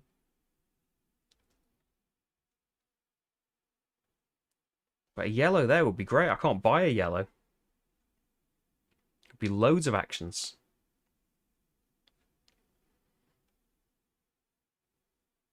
Or I'm facing this way now. A white here. Like there. I'd get bonus actions and I can afford tapestries. Ooh. White, white, white. Yes, I can buy with a potato. Bit short on potatoes, but I'll go for it. Axamama is going to do a 4. Oh, can they do things yet? They don't have 4 or more corn. They don't have 2 face-up production buildings, so no, they won't do a high priest action. They do have a worker. So after the first festival, their priority is the middle row now. So, you know, where your priority probably is going to be. So they're looking for this symbol. Cheapest is where they're facing. There they go. That goes into the offer. And they do their 4, which is build some steps. They can, because they can spend gold for steps. So they will prioritize this, the upper, which is here first. They get 2 potatoes and a corn and 4 points. Catching right up.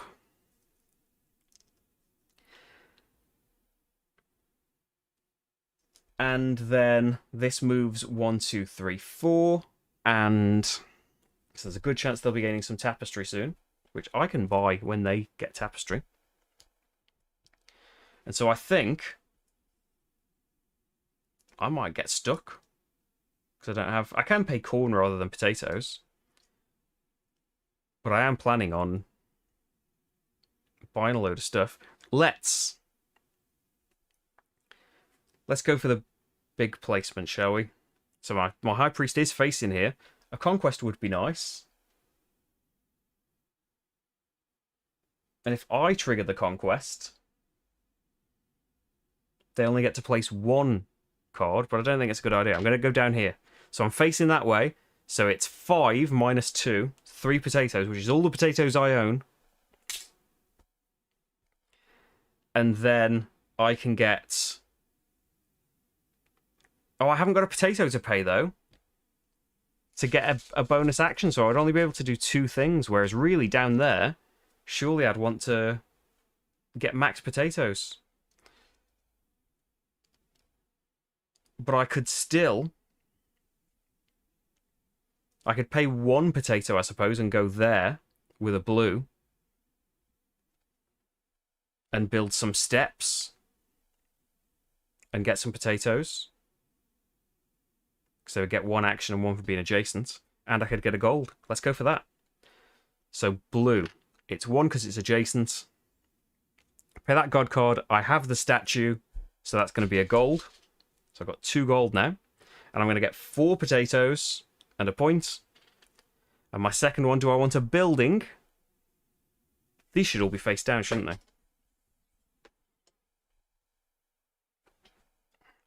Do I want a building?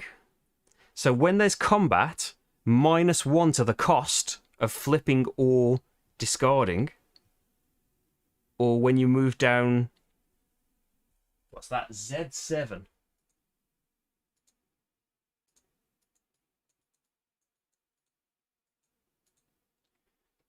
When placing a worker, gain points when you use your own steps.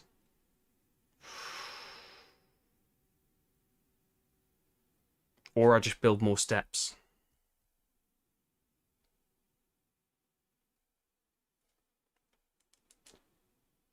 Tell you what.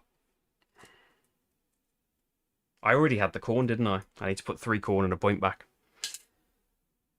I'm going to go for... But that's only going to leave me with 5 corn. And what if offering comes up soon? Or tapestry. I want the corn for tap, but I can gain the corn and then do the tapestry. Yeah. Whenever you use your own steps... No. -1 to the conquest costs is what I'm doing. That refills... That's my action. Do I want to buy anyone? I don't think so right now. So, Axum Armor. Same position. They don't have 2 face-up buildings. They don't have 4 corn. So they're going to be 3... Oh, they've got no people, though. So, random worker from the Nomads. I'll just take the 3rd one along. It's red, so they get an army card. They're very, very heavily into the military. And then... Random worker from the Nomads. Discard up to 2 from the off again in a point each.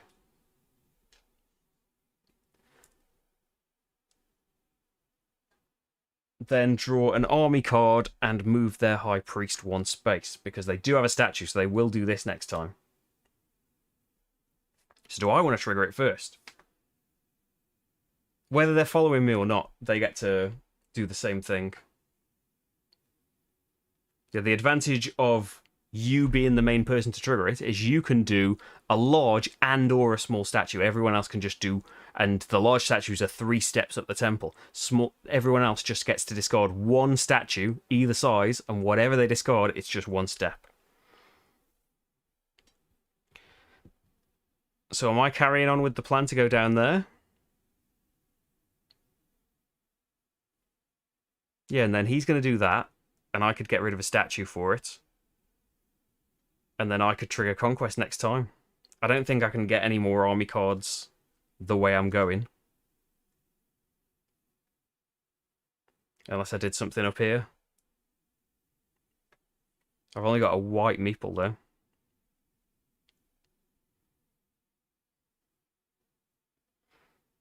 Let's pop down here. So that's going to be 3 cost, isn't it? 3 cost to go down there. So I get 3 corn. I don't get extra gold. Yeah, I'm going to get 3 corn and a point. And then let's look at tapestries. So I draw 3 tapestries. And I get to buy one of the tapestries for 1. Where is it? Weavings rather than tapestries. I can buy 1 for 1 corn, 2 for 3 corn, or all 3 for 6 corn. The remaining can be bought by other players. And the bot will only buy it if it will add to their tapestry. So you have to have different designs. So if I only buy 2, I want to make sure I leave that for him, because then he won't buy it. And can these match up nicely? These can be put in the same tapestry, because they're all different designs, and I'll be matching up ready for a market action. I would get myself a free army card and 3 potatoes. That would be great. So that would cost me 3 corn.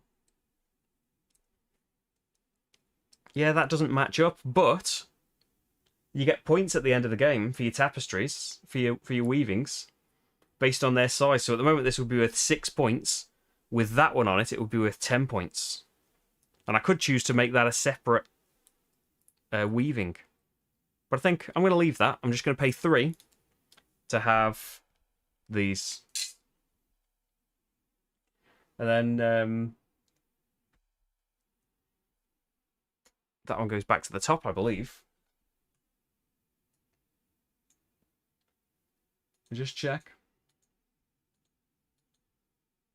Purchase weavings. Return all leftover ones to the bottom. And finally reveal the new top. I don't need that one. Oh, I could just make another tapestry. So that's my 2 things, isn't it? Oh, but I could have paid a potato and add a 3rd thing and got a gold, yes. Turn a potato into a gold. Why wouldn't I do that? I forgot I get an extra action and I get a god card. And I haven't played a card to do this. So I am definitely going to get a stone. And I can get this statue. Oh, it's an action, isn't it, still? I've still got to pay for the statue. But I can pay 3 stone and 2 gold to get the large statue and then just immediately give it up. Oh, brilliant. I mean, I want to earn some stone in the future now, but I'm tempted to just grab that card back for playing the white meeple. But I'm not going to have 3 stone to do it again. I'll just draw from the deck. Do I want... I haven't got a worker.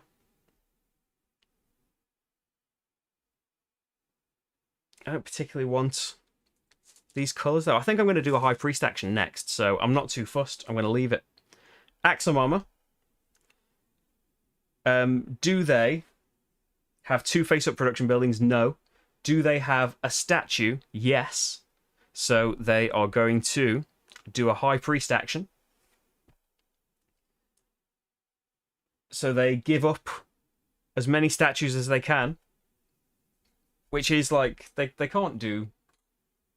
It's still 1 of each, isn't it?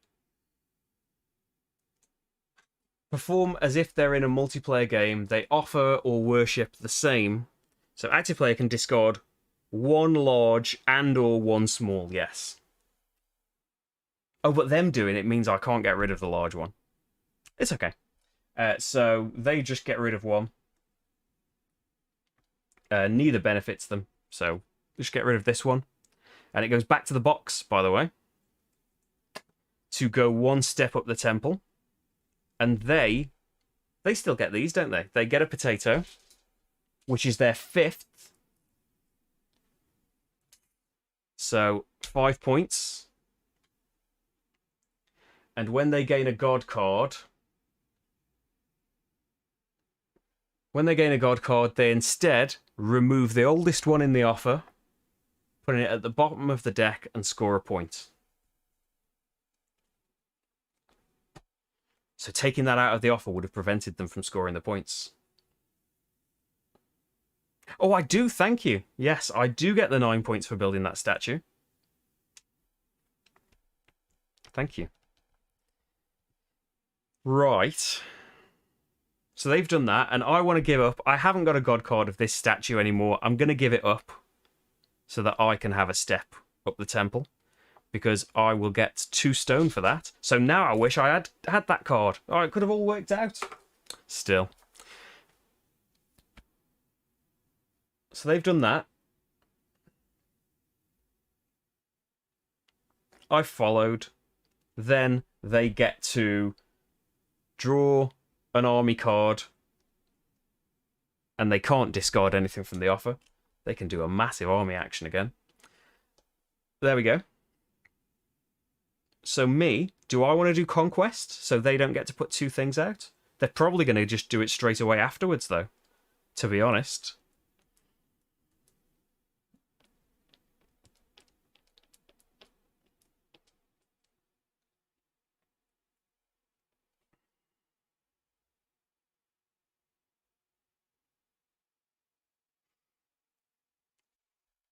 I do get 1 for free, don't I? I get a 1 discount.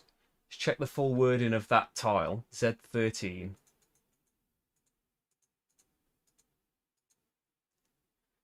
Whenever you place a conquest marker, you can flip or discard 1 fewer soldier, but you're still required to flip or discard at least 1, so I can't just do a free one. Do I want to trigger conquest?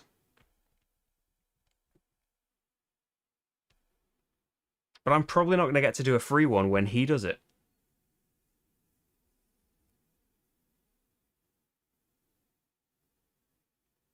Because he's probably still going to have enough things available to trigger another one himself. Whereas if I... Yeah, but he'll have less army to use because he'll have to use some for the conquest he does. I think he's... I'm just thinking that he's still got 5 cards in his hand, and they are face up ready. So he's got 7 already there. He will have to give some up this time, I think.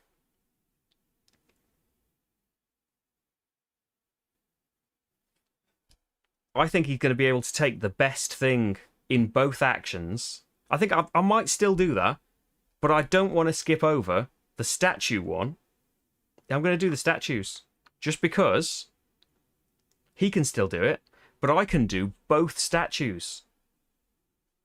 So I can give up both of those for 1, 2, 3, 4 steps up. So that gets me a god card and an army card now. Look at them. They're the same. So in my hand rather than out. And 2 gold. So I could maybe buy another statue at the moment. And in the next 2 things, I get 13 points. These in the middle, you get at the end of the game if you manage to get really high up. Because I could still do Conquest afterwards. I think he's still going to get to do amazing conquests. So I get to do something else as well. I don't have a worker, so I probably want someone from the nomads. I haven't got statues or anything anymore. I'm still facing this way. There isn't great adjacency to be had. I could get some more cards if I got a yellow, maybe. And then go army the one afterwards when I've built up some more cards. I'm going to go yellow. I'll think about that. I won't. I'll talk. So that's my 2 things. Do I want to buy someone from the village? No. Axamama is going to... Have they got more available soldiers than 1? Yes. So they are going to do a High Priest action. Conquest. They'll take someone from here. I think it's still not clear, right? I think wasn't there still like 1 thing missing from the player aid? And David was frustrated in the comments.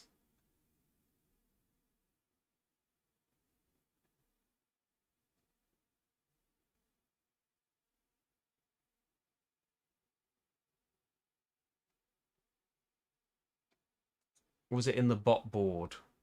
Axamama board.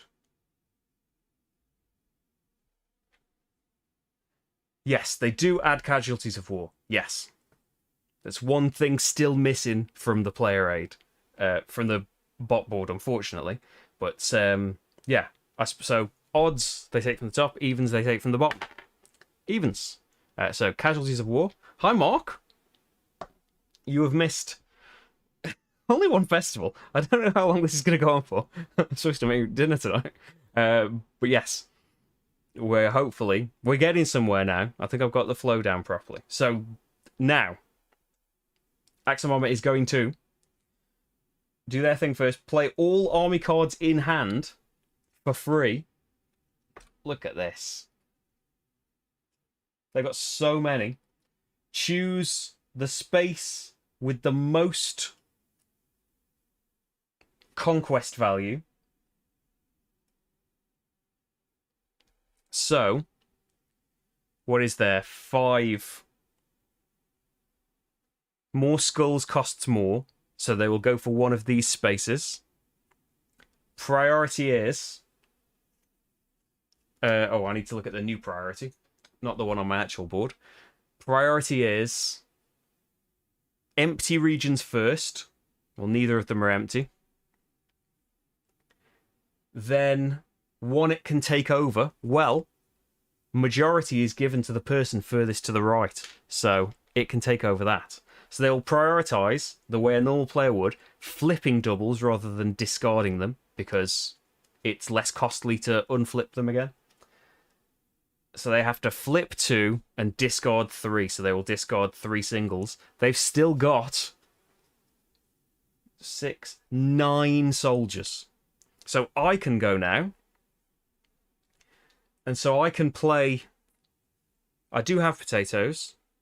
So it costs me a potato each. But if I just go somewhere cheap... and then wait... then I can play one of these for free on my turn. And just think, what would I like? I would have loved the space he'd gone to, although I could have afforded it. So I can go for like a 3 flip and just do it with 2 thanks to my permanent building. Or I could discard and get 2 tapestries.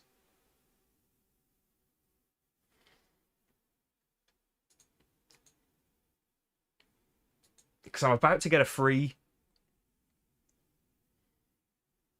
thing, aren't I?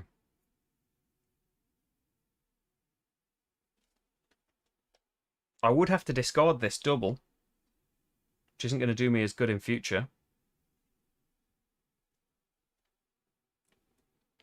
Or do I want to get the corn?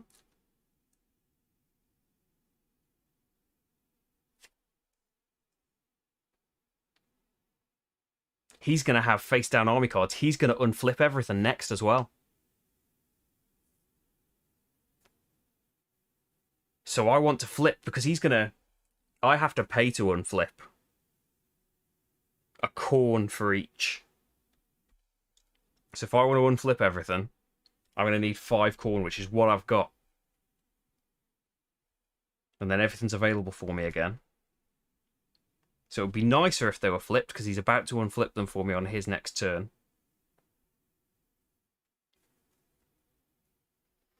But at the same time, I'm going to give them up. Take this space. Maybe I'll get majorities later. I'm going to give them up for 2 weavings. So I think... like I can choose the one on display or the one underneath. Well, I don't want this one.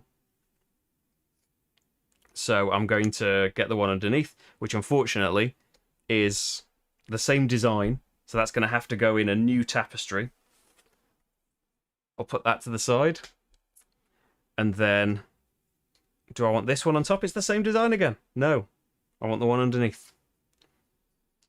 Which is going to be... it can't go in this tapestry, but it can go in this one, but it doesn't match up. This was something I really didn't like. I think when you're just gaining them, you just get to look at either the one on top, or you can choose the one on the top of the deck, like, that you don't know it's going to be. Yeah, you need to try and force his hand, but in this case... if I had gone for Conquest first, he had so many cards in his hand. He's still got so many soldiers he can do anything with. It wouldn't have been worth it. Yeah, this is a part I don't really like. That it's Yeah, I could just start a new tapestry now, or try and make this one with points, but it doesn't match, so... Yeah. But I suppose that was the risk of me taking that bonus. Right, so he gets to go again, and he will go for the cheapest and doesn't have to pay for it.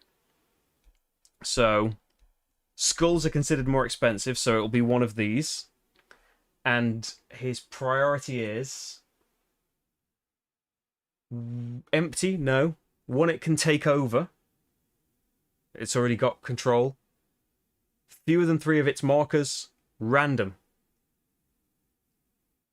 Use die clockwise from below village. What's the village? Like here? Oh, is that what he wants? Okay. I was just going to go odds or evens. Odds, evens. Knock everything. Which one did I point at then? Odds, I think. So he is kind of keeping his grasp on that and getting 2 corn. Got 4 corn now, so he might trigger that. And he gets... He triggered this, didn't he? And I went. He gets another army card for free and then discards up to 2 from the offer. He can't. Back to me. And I am going to do...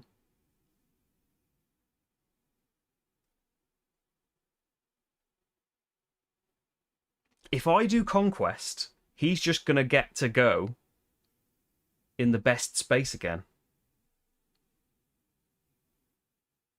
Which would be that one, and he's going to get 11 points.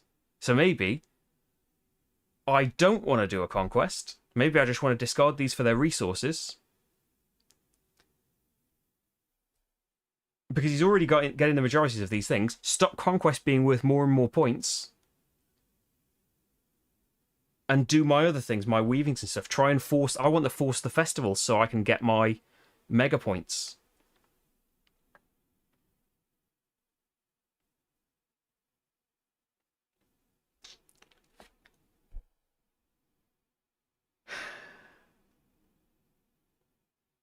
And you know what? I was thinking, if I flip things, then I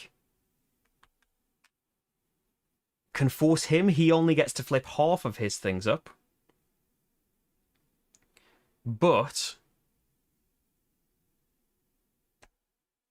that doesn't matter, because he rounds up. He's got 1 of each. He'd get to flip everything. So he didn't really have to spend much to... Yeah, he discarded loads of things, doesn't he? So... Yeah, he's very good at Conquest. Hey, Mayor of Canada, I have no idea how many days until Gen Con. No clue. Is it soon? It's August, right? Right. So yeah, I do want to flip things because I can pay potatoes instead of corn, and then...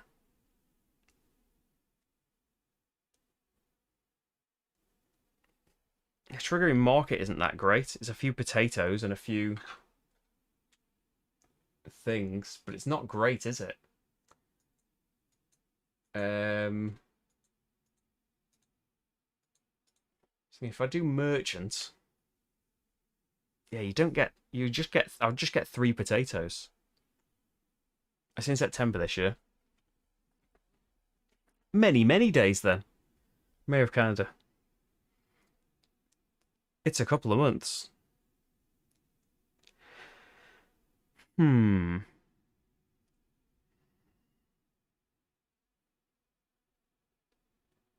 I don't want to do a Conquest anymore.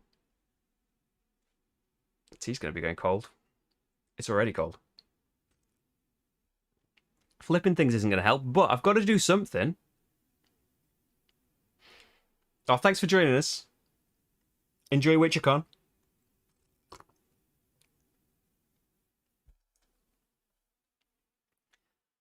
Still get... Oh yeah, there's still going to be... Well, like, yeah, I assume they just released them before Gen Con, right? They're just releasing them at the same time? Who knows what'll happen with S and things. I hope I can get access to S and things still. I imagine fewer, because, yeah, people don't really like sending them about. Especially as the UK walls itself off against the world. So I need... If I flip, then I can get ready to make offerings and go up the temple even more before the festival happens. So it still means he flips his things for free, but it just means that one of my things is free. One of my flips is free. 2, 3, 4. So I need to pay 3 things, but I can also pay potatoes.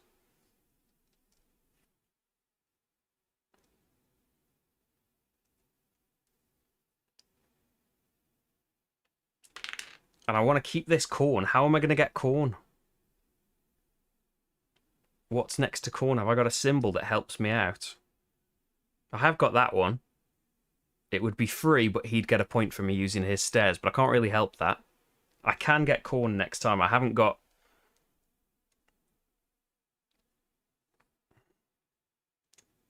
I haven't got the squigglies to take advantage of these yellows to earn a load of potatoes back. So I'd like to earn corn so I have 6, and then I can go up 3 spaces before the festival. Yeah. So I'm going to pay potatoes to flip those things back. And Axamama gets to flip these things again. And their army card back. Oh yeah, Origins First Builders looks interesting. I usually get things a bit later, I think, from Board and Dice. I don't think I'd get it straight away. Oh, Maracaibo expansion. I'm interested in the Great Western Trail remake as well. Because it's got an official solo mode now, right? Great Western Trail was great before all of that. And is the expansion built into it now? Right. So that's one of my actions. And then second action. I don't think I want army cards anymore. I don't really want more god cards either. I could just take a worker. Oh, and then I could take a blue worker that would get extra actions. Boom. There we go. So, you're there. Oh, but I wanted to buy a worker, though. No, I won't take the blue. I will buy another yellow to discount the costs, I suppose. But it costs a potato. I can't afford that. I need to buy a red because it costs a corn, which is the only thing that I've got. It'll be okay. Axamama. Can they do things? Have they got face down things? No. Have they got 4 corn? Yes. They're doing a high priest action again. That was... I want to place my yellow and get a gazillion actions. I haven't got the right... Oh, maybe I should have gained god cards with my second action there. Because I haven't got the squigglies. Unfortunately. So Bot is doing High Priest again. Whizzing around there. And buys as much as it can afford. What's that? It's 2 each, isn't it? Pay 2, 4, 6 to go 1, 2, 3 steps.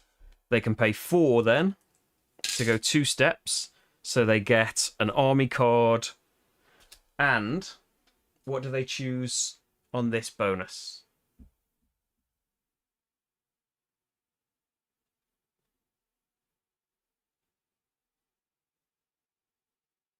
It takes whichever it has the fewest of. Well, it's got 1 worker and no stone, so it'll take a stone. Okay. And I can pay 3, right? I can pay 3 to go up 1 step. And maybe I'll get more corn later. Yeah, I'll do it. I've got 3. I've got 1 step. No more advantages for me, but loads of points when the festival kicks off. Oh, and they also get to draw an army card and discard cards from the display. I've been doing High Priest actions for ages. I need card to build up your armies. Oh yeah, I don't think it's worth any more. I think he's got so many army actions. I think I'm better off not triggering conquests because it's going to put more here every time. So at the moment, he's just getting 6 points in the festivals. Whereas if I keep doing these, I don't think I can compete for majority anywhere. And I'm making each region worth more and more points, is my thinking. I could try and go for the points region.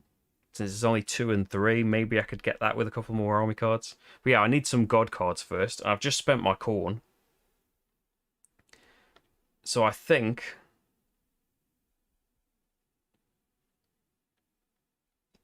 yeah, there wasn't a white available, because there's there. And there's an adjacent yellow there, and I could get some god cards there. But I haven't really got potatoes anymore. So yeah, whatever I do...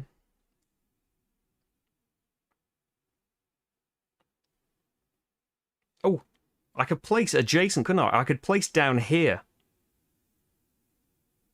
So it's adjacent, and it'll be the first thing in this segment. Oh, I haven't got that symbol. I haven't got that symbol to go next to the... I want to go next to corn. Oh, this one. No, I haven't got that either. And then this would cost me loads. Oh, these spaces should be filled up, shouldn't they? That's something that I've forgotten to do. I don't know if it would have made a difference to my decisions. But after the first festival, the spaces on this row with a 2-player symbol on them get filled up. So yeah, I don't have that G symbol, but that would be great right now. So I've got loads. I've got gold. So I could get a nice statue, but yeah, I haven't got those symbols. Haven't got the wobbly. I've got some pretty rubbish symbols. Just being low on potatoes as well is limiting where I can put myself. It's there, and I could pick a meeple up, but it's right behind me. A space there, so I wouldn't really have the corn to get a load of tapestries though.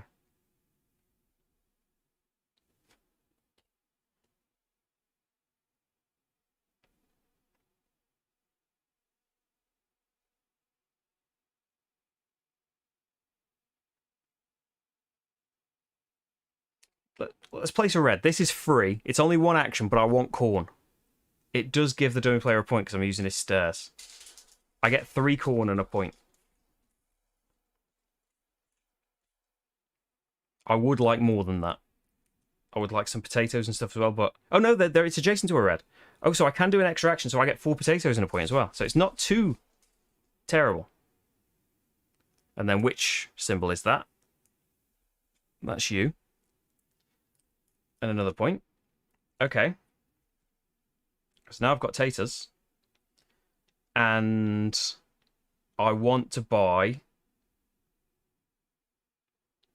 a blue. So there's something else happening. Thanks for the follow, Haradwich. I'm streaming on YouTube as well. If you're wondering these bits where I'm talking to myself, there are people here, I swear. Although sometimes I am just talking to myself. I've bought Axamama. You are... can you do a High Priest action? You don't have 2 production buildings. You do have a statue. You're going to do another High Priest action. Okay. So they're going to trigger a High Priest action. I don't have any statues anymore. So they give up a statue to go up a space. They get 2 stone. I can't follow. They get an army card and clear the god card out. And then... that's that, isn't it? So soon... so I could get ready to trigger the festival. I'd get 3 points for triggering the festival. 2 points. Can I go up the temple, though? If I spent 2 of my gold... seems a bit pricey. I suppose I only need to go up 2 spaces to be in the 22-point section for the festival. But if I went up 3 spaces, I would start to get ready to earn 20 points for the end of the game. And I want to produce as well. I just want to keep doing these high priest things. I'm going to make an offering, especially since he's got no corn. So brilliant. I'm going to do an offering. I am just going to go up 2 spaces and see if I can make up the rest by the end of the game. Keep my gold. 2 spaces. Well, I've got gold. I could be putting people anywhere. I don't need the god cards. Ugh. Yeah, I'm going to make an offering for my first action. And my second action, I'm going to get a god card. Even though that's going to cost me all of my potatoes. But I've got gold. Ugh, that cost me all my potatoes. If I want to grab the meeple to trigger the festival, which I think I do, I'm just going to have to spend a gold doing that, frustratingly. But I have got another... That's another triangle card. So I've done that and I got a god card. But I am up in the 22-point section for the last 2 festivals. He can't follow because he's got no corn. So his things now... Has he got conquest cards? Yes. He's going to trigger a conquest. I've still got potatoes, but I need potatoes. So he's basically... What's the most expensive thing? He plays all of these cards. He's got about 50 soldiers right now. Most expensive place then. These are both 5, but skulls are considered more expensive, so he will discard 3 and flip a double to go there for 11 points. And then I can go. So I could play 2 potatoes. And I could go somewhere that, you know, costs 4. So I could get 7 points. It's going to cost me gold ultimately. Because I'm going to have to pay for all these god cards that I've got. I shouldn't have done that. I'll pay to get those out. What's that? 3 workers. So I couldn't get this one. But I could have majority here for the festival. And I would at least get... He's triggered the festival. Oh no, that means he gets 2 points. But he's triggered it. And then I could get rid of the god cards and get some potatoes. Yes, yes, yes. Okay. So yeah. Flip 3. And discard 1. I will have my free for a discard 1. So they are flipped. And in my hand. And I get myself... Where's my disc? Here's the potatoes. 7 potatoes. And a gold. 2, 3, 4, 5, 6... 7 taters and a gold. Oh, brilliant. Okay. And then I've got majority, so I'll get 3 points to offset the 9 he's about to get. So I've got a turn now before the festival. I can go anywhere. I've got gold. But wouldn't it be lovely to build a load of statues? I've used my red.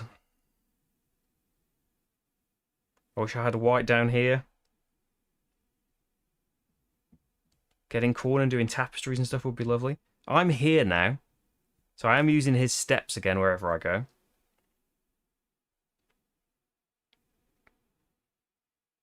But what if I went there, that's not building steps, but there, for steps and buildings, isn't that like 1, 2, 3, 4 actions? So I do each one once and then do potatoes again, maybe? So I've only got 3 stone. I would have to be spending a gold to let them go there. Because I'll get like 6 points if I put the stairs underneath where my stairs are. Yeah. Spend a gold to put them there. Then, let's do stairs. 3 stones. Just think that's going to be okay. I can't afford to place 2 steps, unfortunately. But statues are stone. Why don't you earn some stone instead? Because I want to build these steps.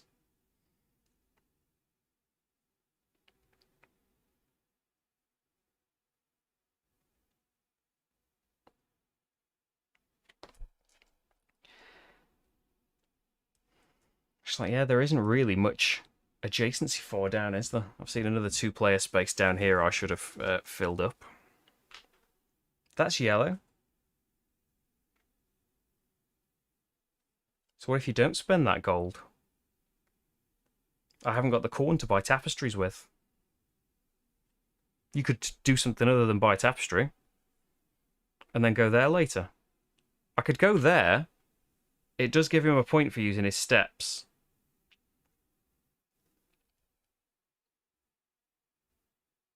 So why not do that then? So I've got triangle or the H with yellow or blue. I've got 7. I haven't got tons. And he's got all of the steps.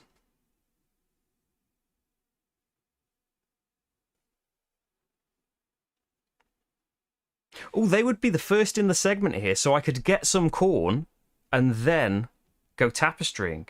That would cost me 3, because their steps are there. Yeah. Oh, it cost me 2, because they get a discount, because that's what yellows do.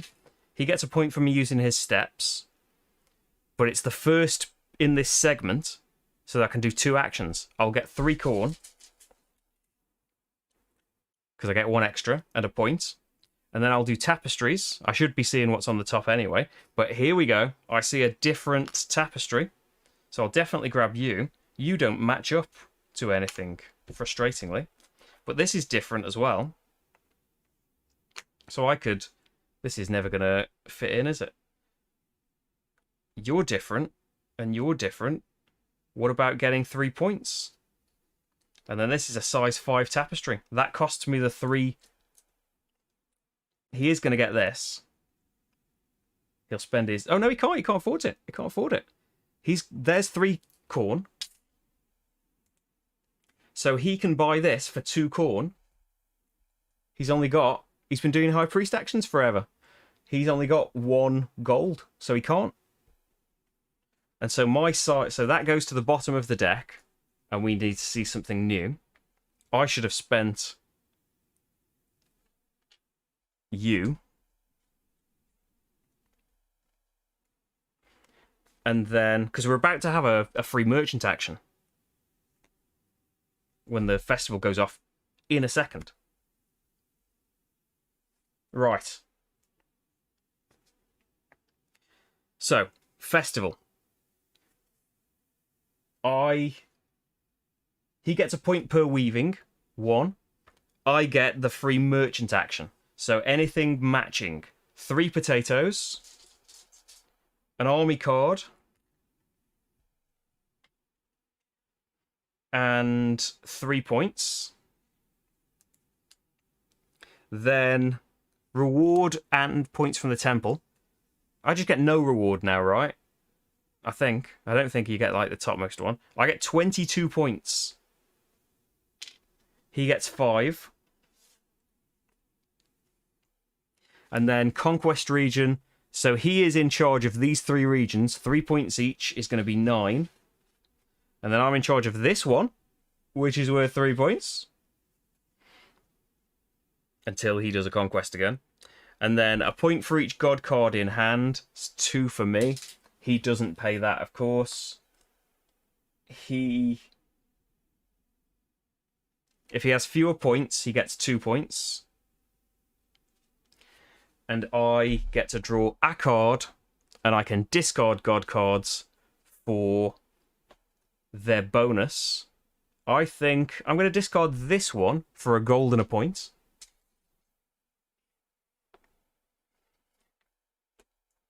And then remove the buildings and see some new ones. So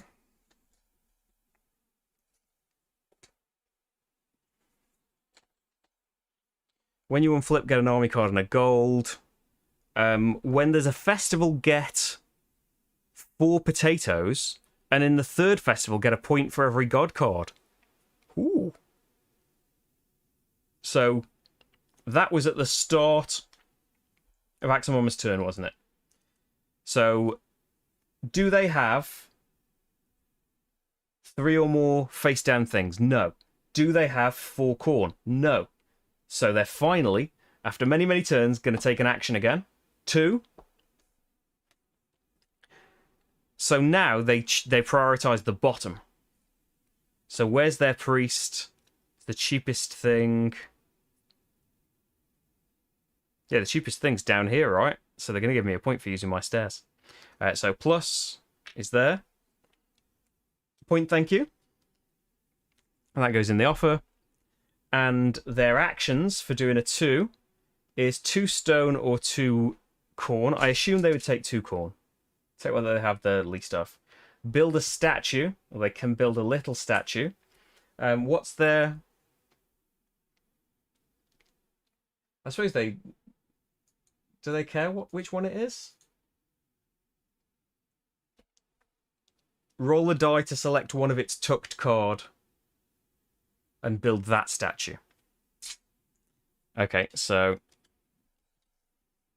Roll a die. 2. So it builds that statue. Oh, there is a little one there. And it gets 3 points for doing a little statue. And then... Number 2, 2 points. And then move these to... Whoa, 2...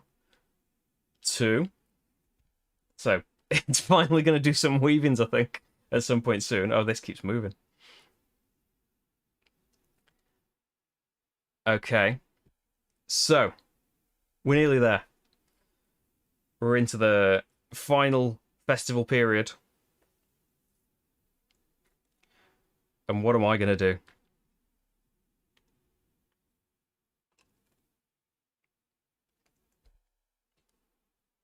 Producing's nice for me. I do get all of this stuff. Oh, I haven't done all the things, have I? Fill up the village, which I think... 2, 3, 4, 5. Yeah, there's going to be no more... There's going to be no more filling up of nomads. That is all of the workers in the game. Okay. So, I want to buy that white. And get it down here.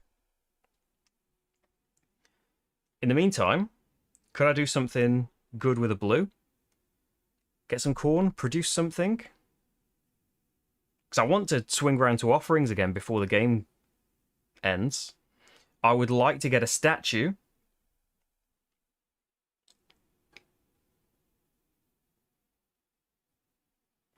So I haven't got a red meeple, but like there, that would just be one action though, wouldn't it? Statue. I could get a big statue and then get ready to discard it for 3 steps. That's 12 points at the end.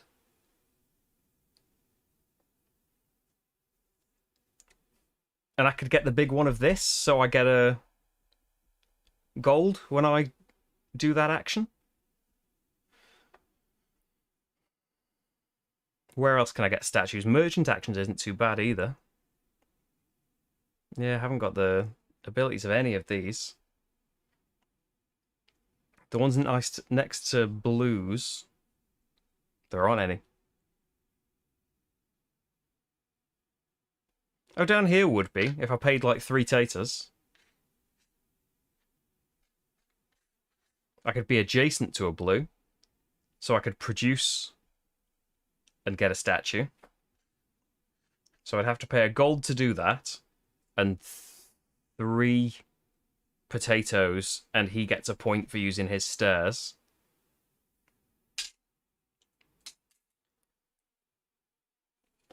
But I will buy for 3 stone and 2 gold the big statue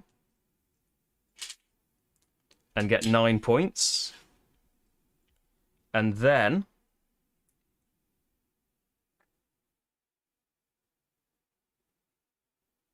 I can either build some... I can't build some stairs, I've got no stone. But I want... What do I want? A gold and 2 points, or get some corn. Ready for weavings, ready for offerings. Corn. I've got a use for that last gold. It's going down there when I get a white. And at the end of my turn, I'm buying from the village white with a tater. You still not got the face down things. Not got 4 corn. Got 3. So he's going to do a... Hasn't got a worker. So needs to pick someone from the nomads. 3. You have that. Can't refill anymore. Random worker from the nomads. Discards up to 2 from here and gets a point each. Draws an army card and moves his high priest clockwise. So now... No, he's not got 2 face-up production buildings. Hasn't done building at all, really. It's just been conquest focused, I think. But he's not doing too bad, is he? Right. Plan was here, wasn't it? That's going to cost 1. That's going to cost 4 potatoes, though, and I can't afford that. Ah!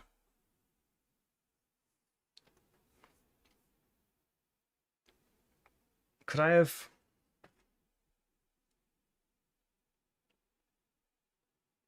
So, first of all, then, I'm going to have to produce. Because I can't afford to go there. So I'm going to have to produce. What do I need to do to produce? Yeah, I could flip 1 face up if I wanted to, but you just get the stuff on your things. So 3 corn.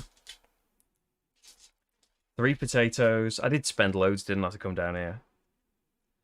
3 stone and a gold and 2 points. And they're all face down.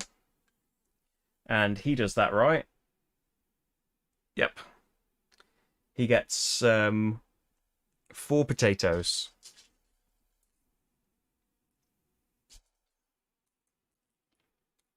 Four potatoes. He doesn't use his gold, does he, to make that a 5th and get 5 points?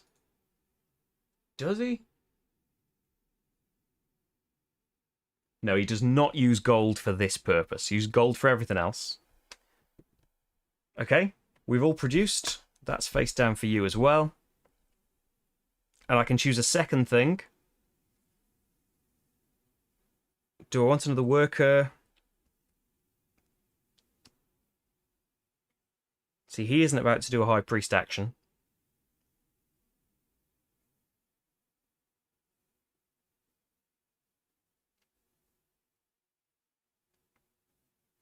So I could get a nomad. I don't really want an army card, I don't think. I could try for a god card. Maybe it's going to be a one that'll get me a bonus. Go for a god card. Because I could try... Oh, do I get to flip it back up afterwards? Oh, before or after? Okay. So, yeah, let's do gold and 2 points. Because, yeah, I could go for one of those spaces, couldn't I? And then it's face up. Ah. So... Yeah, I had a god card. It wasn't one I was after. Axamama then has a worker. Does not qualify for either of the criteria. It's going to go for a 2. What happens? Statue benefit. Axamama gets 5 points. 2, 3, 4, 5. That's some bad luck. That's rolling loads of 2s in a row. So they're doing this. Oh, they have. Yeah, they have got a meeple. I don't think they gained a stone when they got that blue worker, so I'll give it to them now. So where are they facing? They're prioritizing the bottom. They're going there.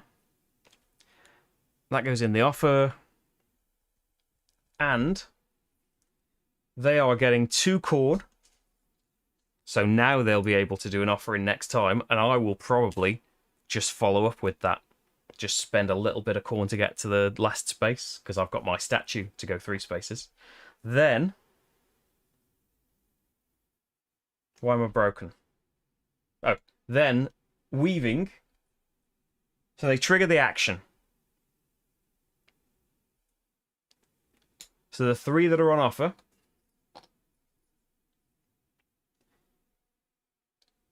They buy 2 if possible.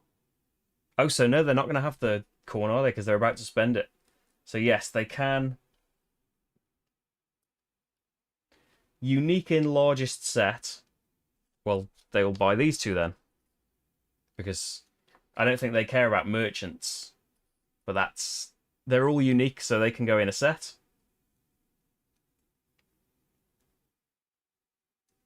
So buy 2. Yep, and I can buy the other one for... What is it? 2. So would this be... Do you know what? I might as well. It can go in this tapestry. It can't line up to anything. But for 2 corn, that seems like a good deal. So that's made that worth a couple extra points, I think. Yeah, from being worth 1 point to 3 points. Oh, we need to move their things along. 2, 2, 2. There. And then... Oh, they didn't do their last thing. Get someone randomly from the nomads was their last thing, which is going to be you. When they gain a green, they get a corn. They still haven't got 4 corn. So... If I go down here and get a small statue, which I can afford, then I'll be able to give up both and just get to the top that way, and I won't need to do the offering space. So my turn. I'm going there. It's costing 3. Yeah? It's costing 3. I want to do a building before the end. I want this building. Do a building. I get a god card. Could have had one from the display, but I didn't. Costing 3 to get down there. I'm spending a gold to be able to just take this random space. Then, I get to do... I'm paying a potato. So 2, 3, 4 actions. One action, get corn. It's going to be 3 corn and a point. Space Cat's Peace Turtles. Thank you for the raid. I thought it was Space Cat Space Turtles. You join us many hours into what's it called? Tawantinsuyu. The excitement of Incan building. I'm getting some corn. I might even build a statue. But we are, yeah. I'm slickerdrips. I stream sometimes. I've got a YouTube channel as well. Check it out. It's great. I've got a Patreon. Yeah, people are watching on YouTube as well. If it looks like I'm talking to myself a lot, I might well be. So, yeah, it is 3 corn because I get an extra 1 and a point. Then buy some weavings. Oh, the excitement. I've got this thing mark. I don't think you were here for this. I get extra when I get things and an extra point. But I can have some weavings. Here they are in all their glory. And I can buy them for some corn. Brilliant. They're different patterns. And you can go in this one. So I'm going to pay 6 for all 3 of these. And that means the bot can't buy one either. And this makes this extraordinary tapestry. Can I line anything up? Because you want to try and match these things up for some bonuses. I can't. So I'll just have them... Maybe see if we can line up the points one. So that tapestry now has got 6 things in it. Whoop. 6 things is worth 1, 2, 3, 4, 5, 6. 15 points now. And yeah, I'm going to be... So now, that's 2 of my actions. Third action is going to be buy a statue with stone. I've got me 3 stone. I don't really care what statue it is because I don't think I'm ever going to get the benefit of it. Might as well pick one that I have... Oh, I can't pick that one anymore. Pick one that I have the card for, but forget it. It's not for that, really. So that's 3 actions, and I get 3 points for building a little statue.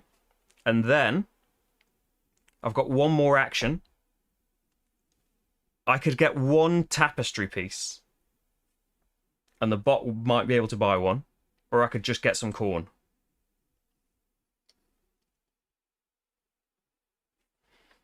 I think maybe the corn's a point. It is 5 points if I can get, like, full weaving. But I'm going to go for corn. Maybe I'll have a use for it. 3 corn, 1 point. At the end of my turn, I need to stay in the habit of buying these workers because I want to force the end of the game before he keeps getting round to the conquests. I will have red over here would be fantastic, wouldn't it? So that costs a corn, which I'm fine with. Apologies for the space. It was a big game. Right. So, that's all my turn. But, has he got 4 corn? No. Has he got 2 face-up buildings? No. Then, he rolls his die, which I've lost. 3. So, he's going to grab his worker. He is facing this away. Triangle. He goes on that space. Puts that in the offer. Going to get a new card in a minute. And then does his 3s. Gets 2 corn. So he'll probably do a High Priest action next time, which I could piggyback off. So are statues worth at the end? Yeah, statues aren't worth any points at the end, are they? So having them left over doesn't really help. Get corn. Nothing there. And then get someone from the nomads. Odds, evens. Odds, get a green, which gives them another corn. And then... lost the corn as well. Remember there's resources down there for after I finish. 1, 2, 3. I've already done that one. And then new card comes in.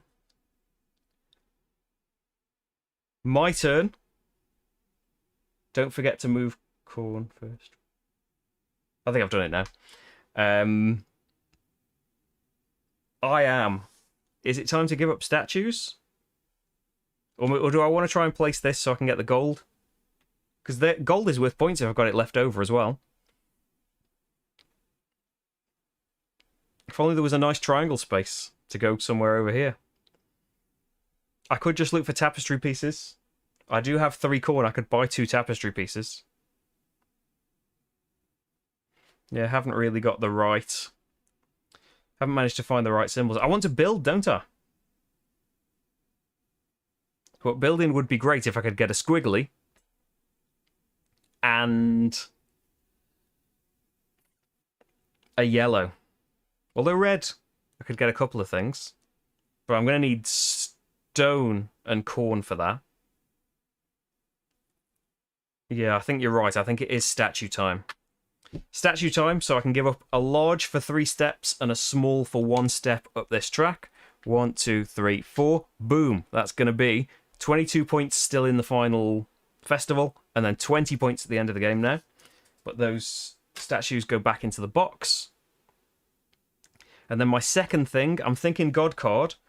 I'm going to have to make sure I've got enough potatoes for the final thing. But I will get 4 potatoes in the festival if I get that building. Just need to make sure that happens. I think... oh, I don't have a meeple though, so I want... from the nomads, I've only got the choice of red. But might as well do that before the bot does. Yeah. Yeah, gonna do that. Bot time. Has a worker. Has corn now, though. So... oh, yeah. I want to quicken the end of the game. You are right. I will buy the yellow still. Because I still can buy the yellow at the end of the game. So, at the end of my turn. Tater. He has 4 corn now, so he's going to do this. 1, 2, 3, 4. And he can actually spend 6 to go up 3 steps. Let's go in there. Spending everything he has. So he's just gone up. So when he gets a God card,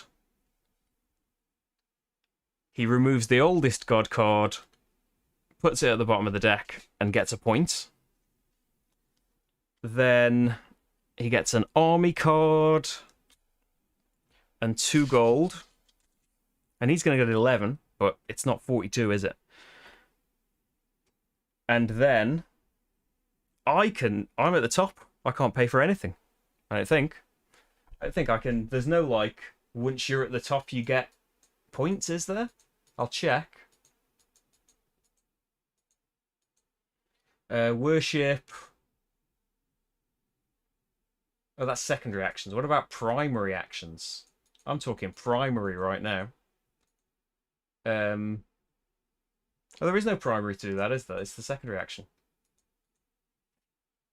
It doesn't mention anything that you can do to get further up.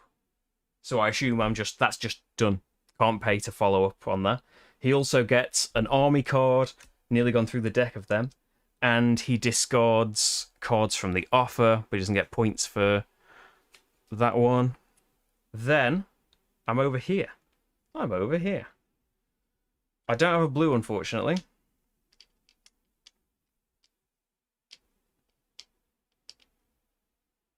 Well, I've probably, like, when I put that red down, you gain an adjacent when you do that. But diamond with yellow, well, like that one.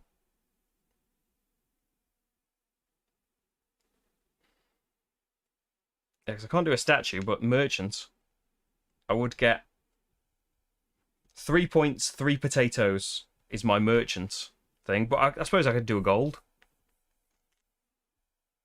I haven't got the potatoes to go down there, though. Maybe we should earn some potatoes first. But I would only get like 1 action with a red. Having the wrong symbols is really killing me. I don't want to build a building. And to build a building, I need stone. But I can't get stone. Because I've got the wrong... I've got a triangle, haven't I? Let's just put the red there, and it'll let me pick another thing up. And I can get some potatoes, but do a building and I haven't got the stone. I can use gold instead of the stone. Go there. But I only get to do one thing. Because red's power is lets you pick something else up, isn't it?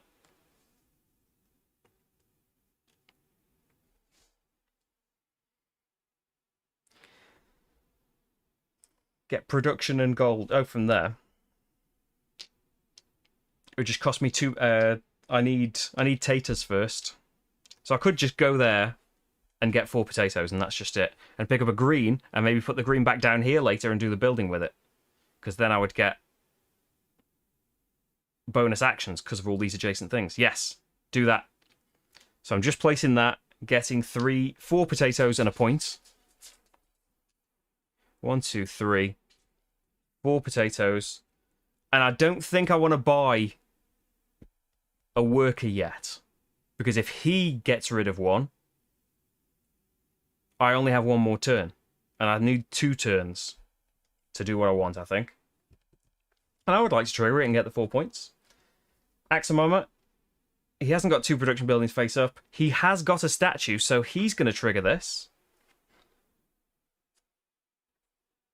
So he spends a statue to go up a space. I can't follow him. He gets an army card. He's right next to Conquest now as well. He gets an army card. He discards the god cards in the offer. There aren't any. Me, I expect to do a massive conquest. I need to make sure I've got potatoes for that as well.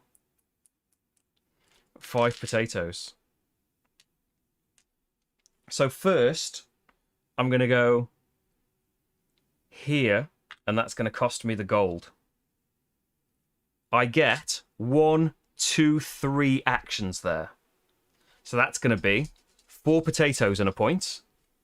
1, 2, 3, 4. I think conquest.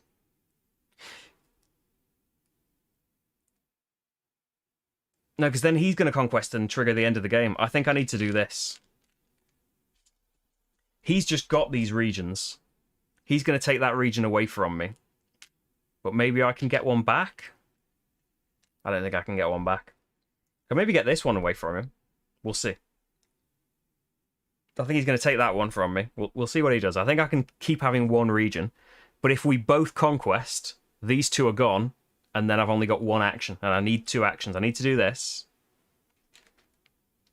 I suppose it's not that vital. I need to do this. I've had my resources, I've had my points, and then third action is do a building. I'm going to do that for a corn and a stone. And then we're gonna... That's the action.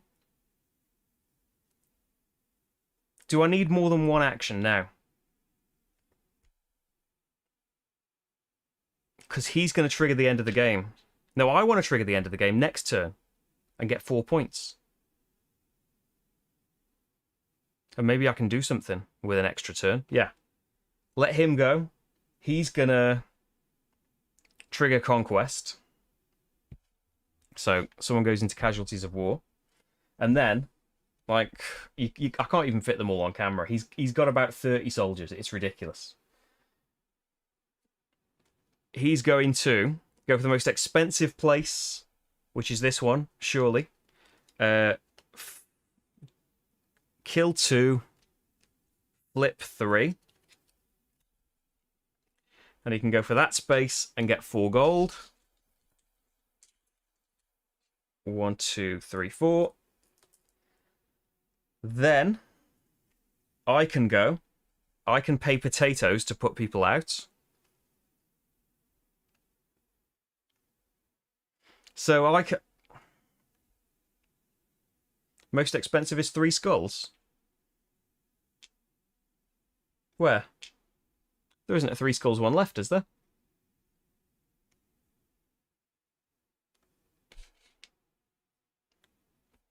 Doesn't he add them up now, though? Yeah, you add the skulls and flip together. And then ties are broken. Oh, there's a 3 skulls up there. It might have... this might have changed now. Because I know on the original player aid, it just says... I can show you this. So on the original player aid, you are right for the way it was said before. So if I turn that off, you see on the original bot board, it just says the most skulls. But the new version says you add up flip and skulls, and you break ties with the skulls. So now he adds them up. Because he's trying to get the majority of anything, isn't he? So I can't really... Wherever I go now, he's going to take the majority away from me. If I go here, he's going to choose to go there. And he'll have the majority because we'll both have 2, but his is furthest to the right. So, I've got 4, and I get a free one. Thanks to my building. So I could do 5, but I can't do 5. I think the best thing to do is go and grab 7 points. Because I'm not getting any majorities. That's just off the table. So 1 can stay in my hand. I'll pay 2 potatoes to put these army cards out. 2 gets flipped. 1 gets killed. And I get 7 points. Then he goes again. And for free gets the cheapest space out here. Cheapest space is...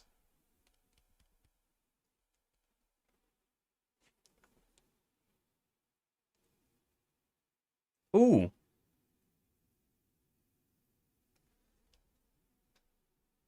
He gets the lowest conquest value for free. So actually... Take backsies a little bit. It would be better for me to go here because he goes there because that's the cheapest. Flip is cheaper than skull in his new thought process. So it's only 1 point. Instead of getting 7 flat points, I take away a majority from him for 4 points, and I give it to myself for 4 points. So an 8-point swing there, and I get 3 stone and a gold. And a gold is worth a point. So it's 2 points, and maybe I'm going to get to do something with all this new stuff that I've got. So, I've still only got 1 turn, haven't I?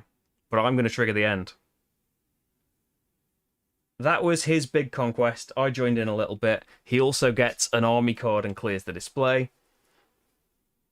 And now I have one turn, unless I want to leave that out there, but I probably don't. Yeah, he's got enough corn to go up here, which is what he's going to do on his last turn, unfortunately. He's not going to get to 20 points, though. He's got loads of gold. So he's going to be able to spend 6 gold to go up 3 spaces. I can't end the game any quicker than that. Yeah, maybe I should have let him end the game. Oh well.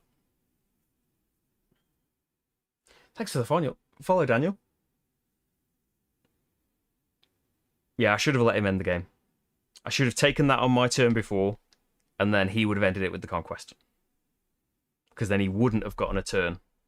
And he's going to gain 9 points on his last turn, whereas he would have just gained 4 for ending the game. Oh well, you live and learn. So what can I do on this last turn then? I can get a gold and do a merchant, so that would be worth 4 points to me.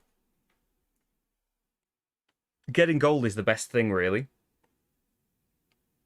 Oh, I would pay to get another worker out, actually, because they're worth a point. Another soldier. So why not pay another potato to put them out? I didn't use them, but it's worth a point for them being face up. Get 2 points per building, and we should see another building. So tapestry would be a nice thing. I've only got a yellow worker, and there's no... Oh, they could be in this segment for the first time.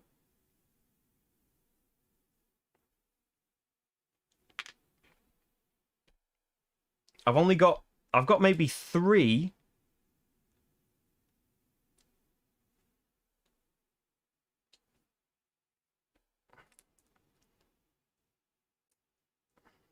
Statues aren't worth points, are they? And I haven't got that card. So it'll be cheaper in terms of potatoes going down there. So resources aren't worth anything. So I need to spend them if I can. Building a statue is worth just 3 points. Or I just go cheap. Up at the top still. So there's no diamond, so I'm going to have to pay a load of potatoes and... like, go there, maybe? Oh, yeah. I'll have 3 god cards, but I earn 4 potatoes with this building, so I'm okay on that. Gaining god cards would be decent. But I would only gain 1, so... So I think go there and spend the...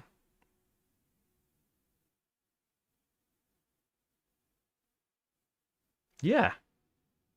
Go there and spend the gold. Going back here. So this... I'll stand them up so I remember which one I'm doing. So this is going to cost me 3 potatoes, but 1 less because it's yellow. So 2 taters, and I get 1, 2, 3, 4 actions. So each of the things once, that's 4 potatoes, but most importantly a point. So I've made me gold back. Then, let's do 3 stone for some stairs. And pop them here. Because that is 2 potatoes and a corn. And 4 points. And 2 points to the person whose stairs are above, which is me. And then a building. Unfortunately, I haven't got any gold or an extra stone, because I would love to do the stairs again here for another 6 points. But I can probably do 2 buildings. It's just buildings are just worth points. So I don't care what they are. A corn and a stone for a point. And then I might as well just do another building. Corn and a stone. And then I'll spend a potato at the end of the turn to take this final worker. Grab the festival. Oh, the whole point, I was supposed to track the festivals with this die. So I've got this octopus trapped in a die on top of it. I get 4 points for triggering the final festival. Then we head over to Bot City. Does he have... He has face-down buildings and army cards, So he does that first, right? He flips all of his things face up. He does not advance on the temple for his final turn. I think that's the way it goes. I don't think I picked the best thing for him. Do I? The closest it can perform. So there's no benefit for me flipping these things back over, is there?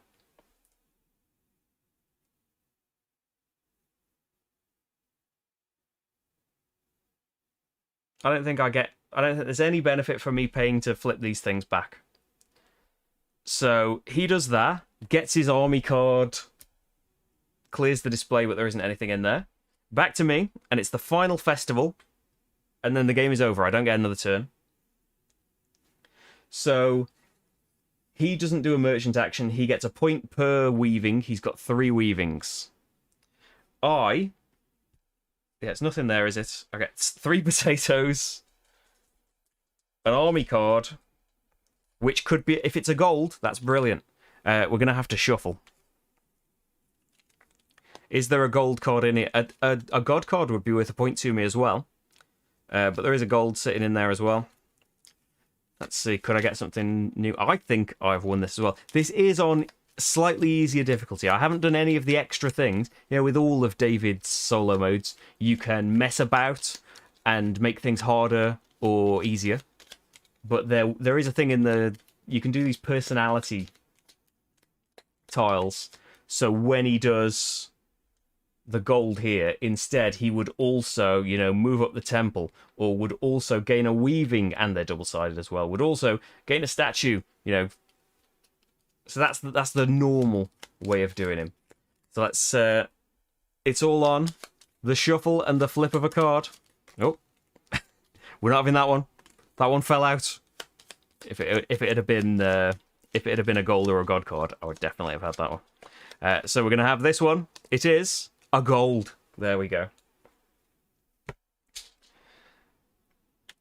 So that was the merchant action. Oh no, 3 points as well. 2, 3.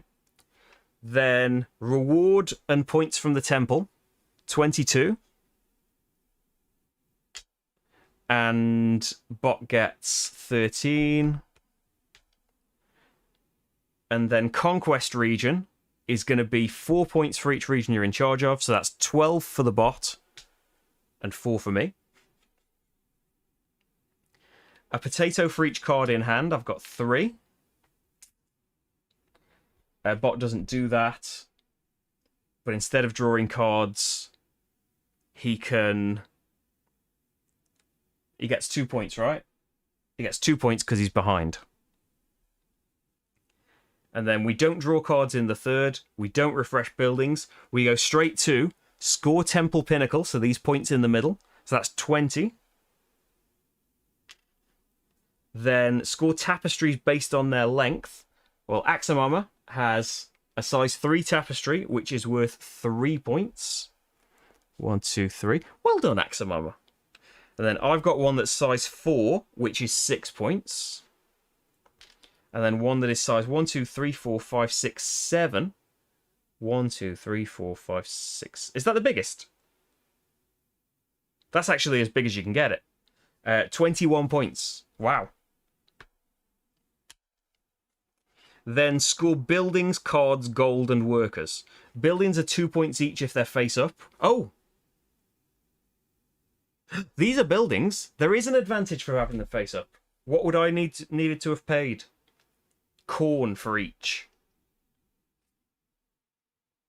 Yeah, only the active player can pay potatoes instead.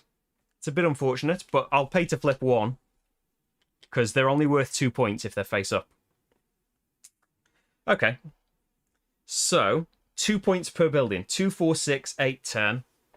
12, 14. I need my 200er. Then, God cards in hand. Oh, I should get 4 extra potatoes, like it matters. But God cards are worth an extra point, thanks to this. So I get 6 points for those. Then a point per face-up soldier. I've got 2. A point per gold. I've got 1. Oh, so I could have... Yeah, I could have paid a gold instead of a corn, couldn't I? To flip another building. And that would be 1 more point. But I wouldn't have had... No, I only just gained that gold, didn't I? Forget my cheatery. And then a point per meeple. I've got 2. Nearly lapped him. So, there we go.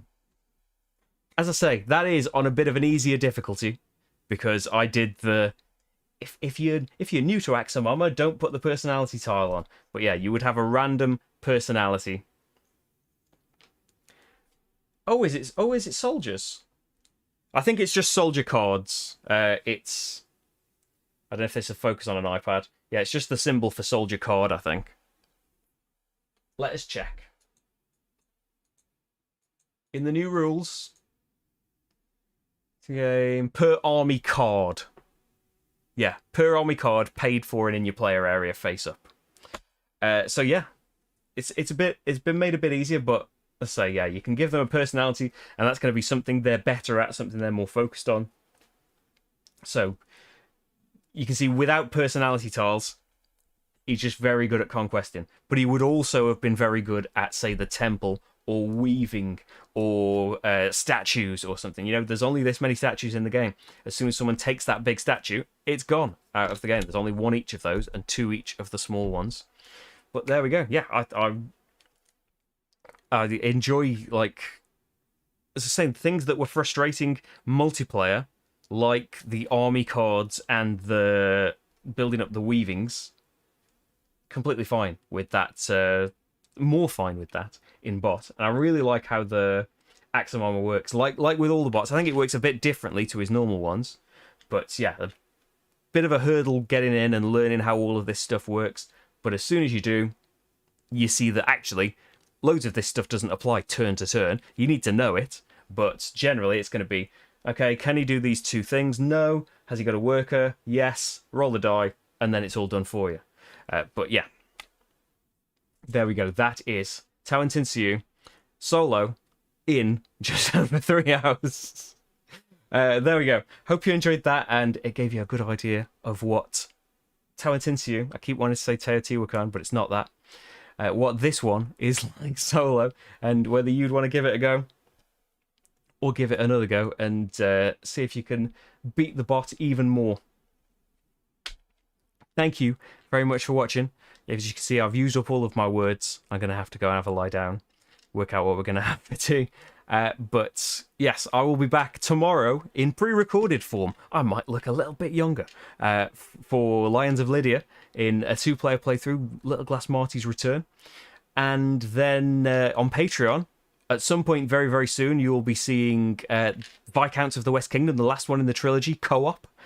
With Little Glass Marty as well. You see that early on Patreon. Everything I make is thanks to Patreon. Patreon.com/slickerdrips. If you would like to help out there, thank you very, very much, patrons. And, you know, thank you for following on Twitch and subscribing on YouTube and like the video and comment and all of that. It really helps, especially when it's hard to get YouTube to show off your videos. But yeah, I'll be back on Monday as well with a schedule for next week, including more games than this, but at least my new shiny, exciting Grand Austria Hotel. Can't wait to get this played, hopefully. Fingers crossed, going to be having a 4-player game of it tomorrow if everyone's into it. But it's got solo rules for the base game and all the new modules now, so yeah, I'll play it on my own if not. Thank you very much for watching this, though. I will go, I promise now. Thank you very, very much. I will see you soon. Bye, everyone. Bye-bye, everybody. Bye-bye.